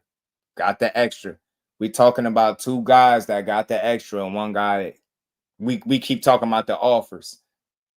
Get what I'm saying? So, end of the day, Boots had to take money out of his purse to make that last fight happen. I didn't hear them say that that's what was happening per se. YSM did come up here and say that's each time an offer was made, that was money coming out of Boots' purse. I just wish they could have said it. I wish we could have heard Boots articulate it the same way he articulated that with Stan Jonas, that the money came right out of his purse. Better take that 1.7. Nah. Hey, look, I would have took it if that's what y'all asking, but I'm just not mad at him for trying to get that little that Frank Martin was trying to get with Shakur. That's so true, man. That's a real statement, yo. There's no right answers. That's why you never hear me tell y'all wrong. I'm like, I feel you. Okay, that's how you see it. That's all. We can see it different, man. Boots say he wants unifications, and Elenio got it from Stan Jonas, 1.8 compared to 1.7 over Brian Norman. Because Stan Jonas has a lot more fans, whole country buying foreign pay-per-views. That's cute, Ill Will, man. That was cute how you explained it, how you justified giving one guy something and not giving the other guy. That was cute, man. That was cute, man. I ain't knocking it, man. It's all good, bro. It's all good. Fights used to happen on Thursdays. You know that, right? Hey, that's not a bad thing. It's only a bad thing to the social media age. It's only a bad thing to the social media age. That ain't a bad thing. Anyway, be fighting at 4 a.m. Don't nobody care. In a bad way. I don't trip. It is what it is. You know what I'm saying? It is what it is. I like weekday fights. Hey, I don't know about you. I like a little weekday fisticuffs, So hey, look, it's all about making the next move, man. Like that's what he did. He had to go make the next move. Fight Sensaki, get him out the way. You know what I'm saying? Boots fought Stan Jonas. We thought we was gonna see one more fight out of him at least. It's not in the card. He was mad at both. I wasn't mad at either side though, because I just was mad that it had to go public. Because it then from there you started getting like, people started calling Boots shit. You got some people that's on Norman's side and vice versa. I'm on the side with boxing. I just would have wanted to see the reason why I'm an advocate for Brian Norman getting paid, because I think that would have been a tipping point to the fight being made. Instead of, people advocating for, people was speaking as if the money he was asking for was coming out of their pocket with Brian Norman. They was taking this shit personal. So like I said, man, if you can sacrifice, you can come up with a ton of reasons why you made the sacrifice. The fact of the matter is it's starting to sound like you made sacrifices for the two lesser guys and not the more dangerous guy. And that could be Eddie Hearn's doing, because I mean, like I said, once he said that he turned down the fight and still was negotiating, was weird to me. You know what I'm saying? June 2 fights at 4. I'm watching. Yeah, I get it though. I get it. Norman Jr., a real world champion. Yeah, he is, and they just was trying to get treated like it, right? They was trying to leverage their belt, and people was like, nah, take what you get, and you made X amount of money for your last fight. And I was like, none of that shit matter, bro. That dude wanted the money that he was going to need to fight the best fighter in the world, and I don't think he felt like he was getting it.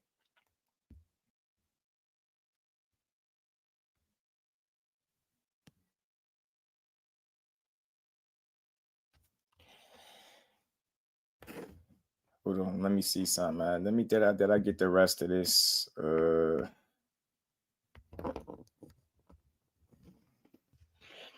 Sparring doesn't come with an L though. No, I don't. It don't. But you take punishment in sparring, man. I think we kind of trying to treat it like it don't matter. If you are scared of somebody, you're not traveling. That's my point. Sparring or in a real fight, if you're scared of somebody, you don't actively seek them out and then travel to their hometown to spar them. 4-minute rounds, some shit you never done. He got the better of you in the sparring, and then you continue to come back and get to work with him. That's not a scary guy. The only people that's saying Brian Norman Jr. is scared are people that got chased home from school. I'm not going for it.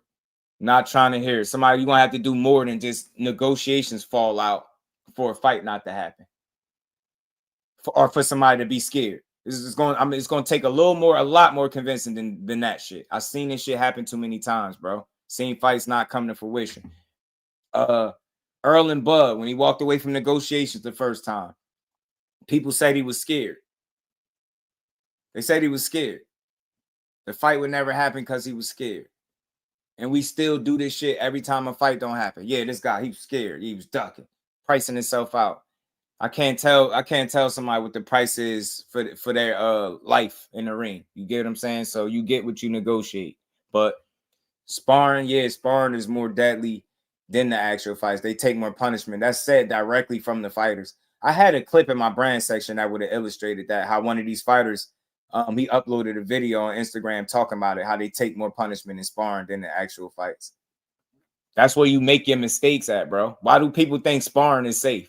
It's where you make your mistakes. That's where you get hit. That little false sense of security you got with the headgear, you're not safe. You get what I'm saying? When you hear about the wear and tear, where do you think that stuff comes from? That shit comes from training camps, bro. Wear and tear comes from training camps. Putting that work in. All them different training camps, killing yourself. That's where it comes from. All the miles that you put on your body, them different things like that, that's where it comes from. Shout out to Twin, man. Been supporting the grind all morning, man. I appreciate the support, homie. Said the Normans probably would have gotten extra money to negotiate at the Karen fight, but they weren't available, so Staniels got the extra. I mean, look, that's possible. It's possible. There's just no wrong answer. You're not gonna hear me be like, nah, bro, that ain't it. It's possible. It's possible. I would have liked to have seen that fight, though. You know what I'm saying? I really would have. I think we missed one. You know what I'm saying? Regardless of how we get there, we got there, we missed one, bro. The boxing world missed one without giving us that fight. You know what I'm saying? Big shout out to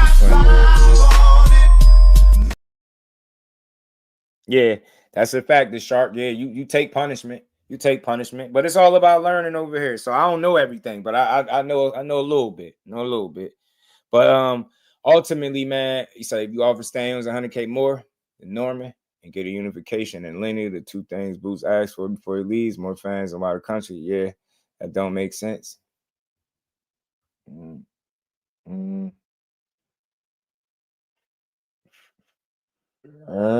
I mean, look, I can't argue, man. I ain't here to argue your opinion, man. I see it. You offer Staniels 100K more than Norman and get a unification and lineal, the two things that Boots asked for before he leaves, more fans and whole country.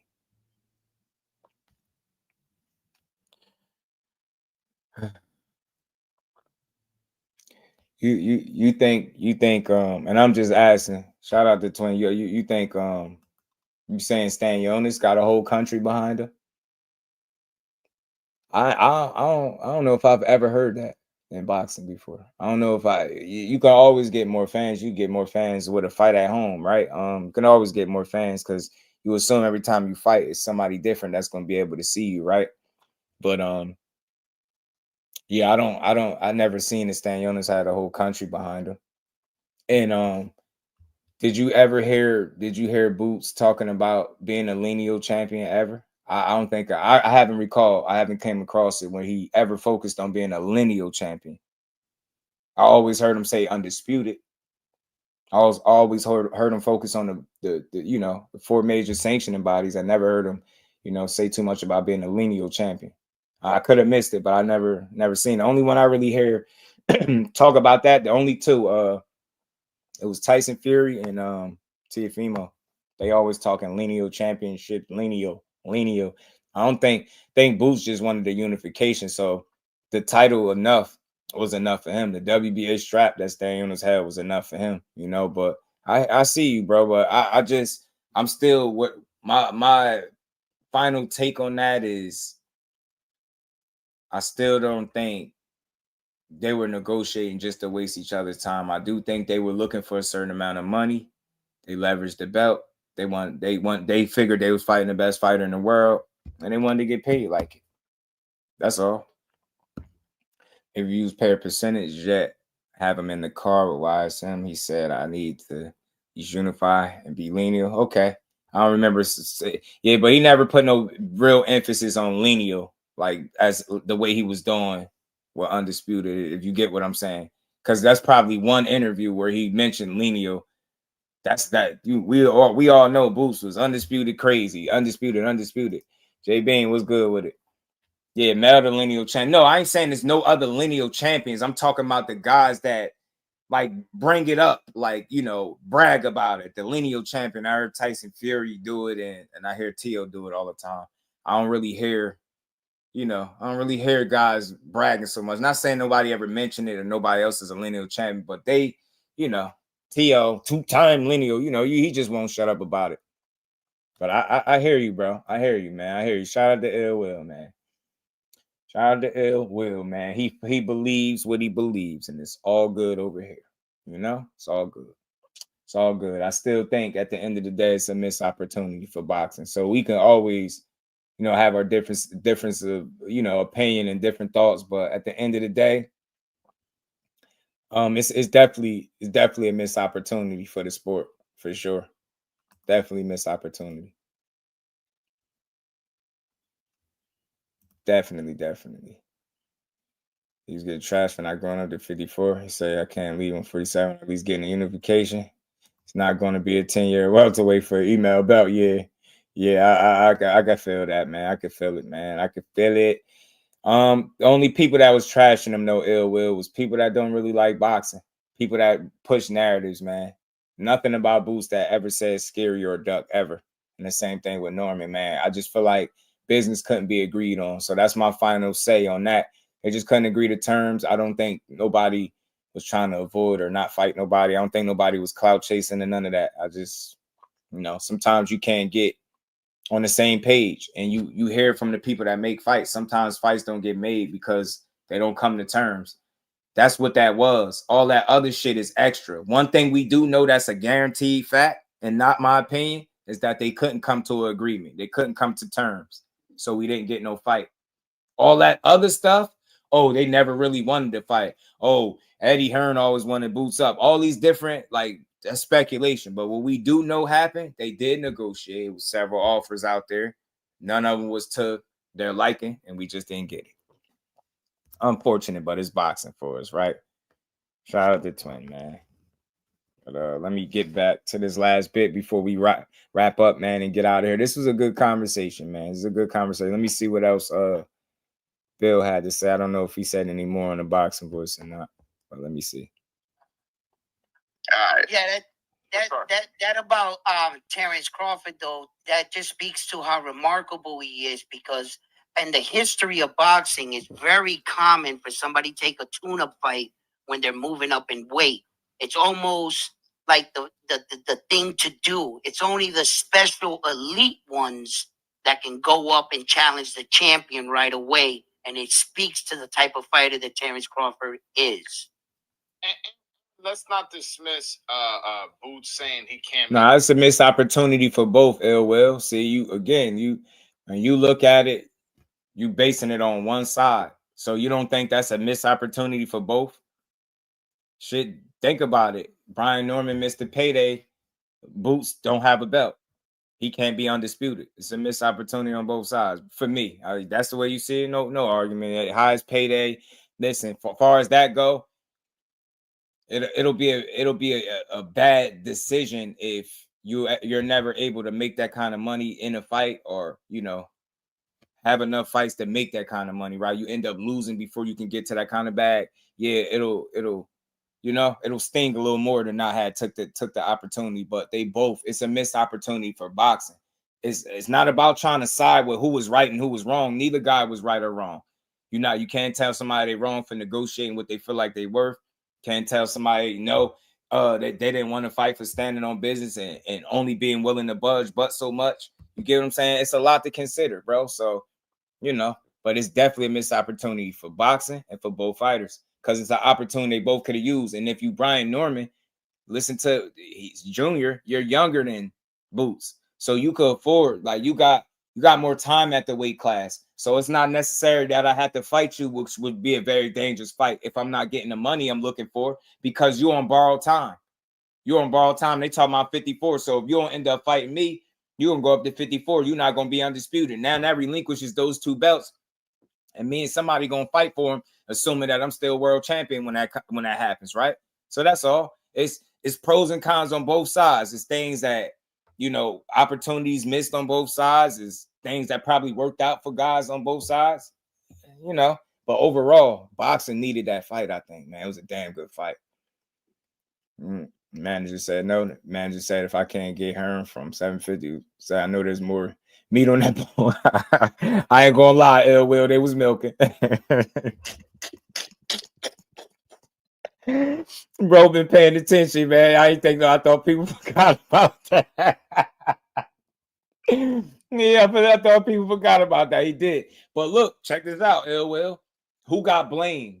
See, I like the fact that you bringing that out. The manager was doing what his job is. But Brian Norman, the team Norman got framed as ducks for letting the manager do his job. You know what I'm saying? It's crazy. Shout out to this shark. Fresh Baker, my guy. What's good, homie? Things play out before we make firm declarations. That's all I'm saying. It don't be ducking. It's just business. That's all. Yeah, for sure. He wants it too much, and Boots can do more at 54 and ain't got time to sit there yacht for a year taking a mandatory or TL. Yeah, Brian Norman says, nah, I was 3.5. Yeah, Boots, you know, it's in his best interest to continue to do his best for him. And that I think they felt like fighting him, the best thing for them was to get paid. They wanted to get paid to fight Jerron. That's all. You know what I'm saying? And I just wish they could have got the money. I'm always for the fighter, bro. Like, especially when you hear that Eddie Hearn been losing money. And I don't like to get into that stuff, but you hear them things and then you see a fight like this not come to fruition over some money that you feel like it could have been paid. But who am I? It's not my money to give. So it is what it is. Definitely missed opportunity for boxing. But look, shit keep going. He got Sensaki. Devin Haney entered into the equation, right? He said B Norman his ass. B Norman said he ain't no true welterweight. I don't know why they got him ranked up that high, but when he get here, me and him go run it. So I love it. I love that. I love the energy. Love the energy from both, bro. Trying to be greedy. Yeah. Nah, I said this. They could have overplayed their hand. They could have overplayed their hand, but I think Brian Norman, most importantly, he's putting the work in. So I think he's improving. I think he'll be fine in Japan. I think he'll handle business. I think so. And I think it'll be okay. You know, but is this such thing as overplaying your hand? You can, but it could have been on his management. I don't see how we got his management trying to get a certain money to, oh, now Norman's scared. Oh, you get what I'm saying? He's on pad. I'm not mad at it. All right. Yeah, and that's another thing, Ill Will, when he was saying we can go, if we don't get this fight, we still younger. We got time. You don't have the same time we do. So it was like a leverage game. It just didn't work out in your favor. You didn't get what you were looking to get out of the situation. So what do? You just keep it moving. You know what I'm saying? You just keep it moving. That's all. Keep it moving. But lastly, man, hit that like button, support the grind. If y'all haven't, we're gonna play this last clip from B Norman before that's we get that's out the of question that need to be asked. We done with it. Getting into Devin Haney versus Jose Ramirez. What's your reaction? I think Jose let himself down. Jose Ramirez, we talked about that. I'm not really a knowledgeable person on how Jose Ramirez usually fights to like really like dictate his style or what he does or whatever else. But I think he still let himself down by not punching a lot, by not trying to cut the ring off, by not trying to make it a rough, ugly fight. I think he let himself down. I think that Devin Haney got a lot of coming back to do from, you know, what he went through with Ryan. I don't know how the fuck he gonna do it or how he gonna get through it because the mind is still, you know, it's still a tricky place to be playing in. You know what I'm saying? So, I mean, he fucked up. He was definitely fucked up Friday. Friday. He was definitely fucked up Friday, Devin, mentally. So he said did the Spence blueprint. No, I don't. I'm not saying he's Will, a shot fighter. That's why I said I'm going to say he was fucked up Friday.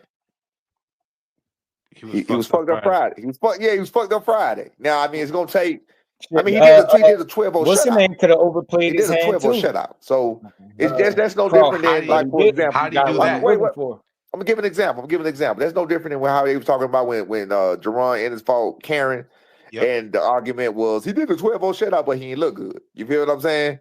So it's no different than that argument. You know what I mean? He wasn't a shot fighter then. I mean, even though it's a totally different situation, he wasn't a shot fighter then. He still won the fight. He still got the win done. We talking about Devin Haney again now. He still got the job done in You have to say dominant fashion because it's 12-0. I'm not saying dominant fashion because of damage. I'm not saying dominant fashion because he beat him the fuck up. I'm saying dominant fashion. There you go, scoreboard. Scoreboard, it was dominant fashion. You know what I'm saying? So you got to give him props for doing it in dominant fashion. That's it. I mean, that's all you can do. That's it. Was it a snoozer? Absolutely. It took me everything in the world, man. You know, on breaks, when the bell go off, I go to grab my damn phone. The fight was so fucking boring. When the bell went off to come back on, I was still in my damn phone. Oh shit, it's the fight off. That shit was horrible.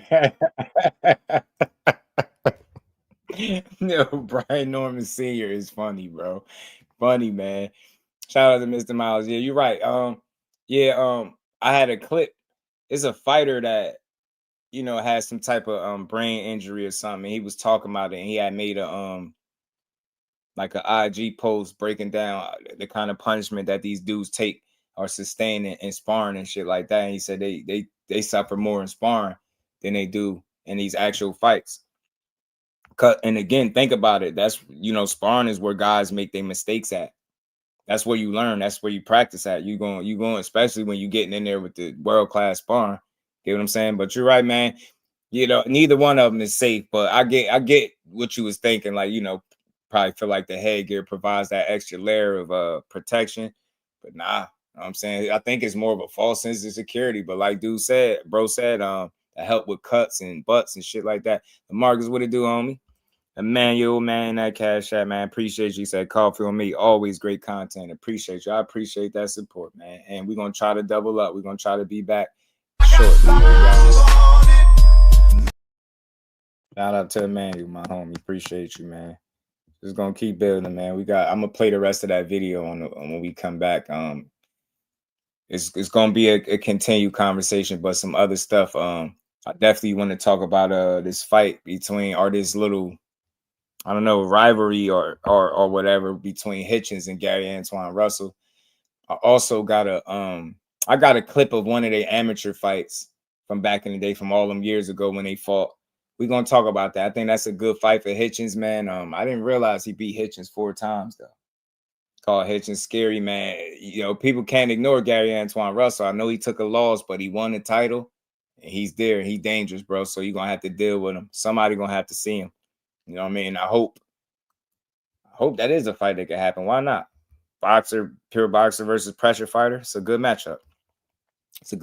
But that's all I got for this one. Shout out to everybody that continues to rock out with me. Shout out to Twin holding me down in the super chat all morning. Appreciate y'all. We're in the afternoon now. Wow. Damn, it's almost 2 o'clock. 1:30, bigger gloves, bigger headgear. Plus, they don't be trying to kill each other in every sparring match. Yeah, nah, that's a fact. It's because it's really like the stuff that we see is not the reality. You in there to learn. So they're not really in there to hurt each other and kill each other. It's just some of them sparring sessions we see where they get heated and people start really going in. But you're right. But again, man, appreciate everybody. Listen, if your notification's not on, you rock with me. Make sure you turn your notifications on. Smash that like button, sub to the channel, support the grind. We're going to be back at 4 o'clock, 4:30-ish, one of the two. But we'll be back. We're going to build some more for a little bit. And we're going to just keep it pushing. Going to keep it pushing. Much love, man. Shout out to you, man. I appreciate everybody that's rocking with me. And salute to everybody at the Super Chat, Cash App. Y'all the real MVPs. And we be back shortly, man. It'll be 4 o'clock before y'all know it. So y'all enjoy the rest of this day. And I'll see y'all at 4. Peace to the family.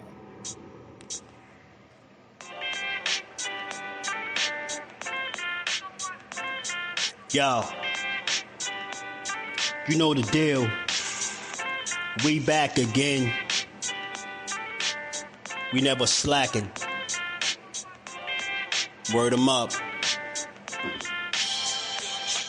Ladies and guys, whether if you drunk or you high, it's time to pay respects to the illest man alive. If you think you got a point, he'll shrink you down to size. And from there it's downhill like a slinky or a slide. Open your eyes, got a deep connection with the rise, so you might see them jump in whenever they go live. Peep it, this channel blowing up now, it's not a secret. With tons of exclusive interviews to listen to. Them other channels I hate, but yo, they missing clues. They start narratives, sip the goose and twist the truth. It don't take a rocket scientist to get the proof. Just click the like live at 4 p.m. Eastern time. But when you chime in, make sure you keep it kind. But if cowards want to debate, then it's feasting time. My man Just Do shine busy all the time.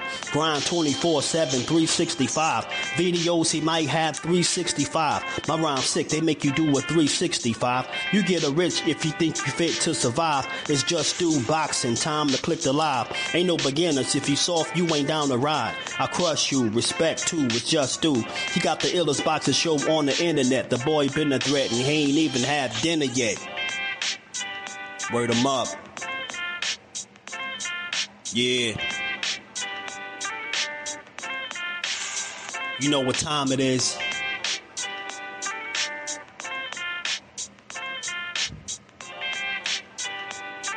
.4 p.m. Eastern. Click the link.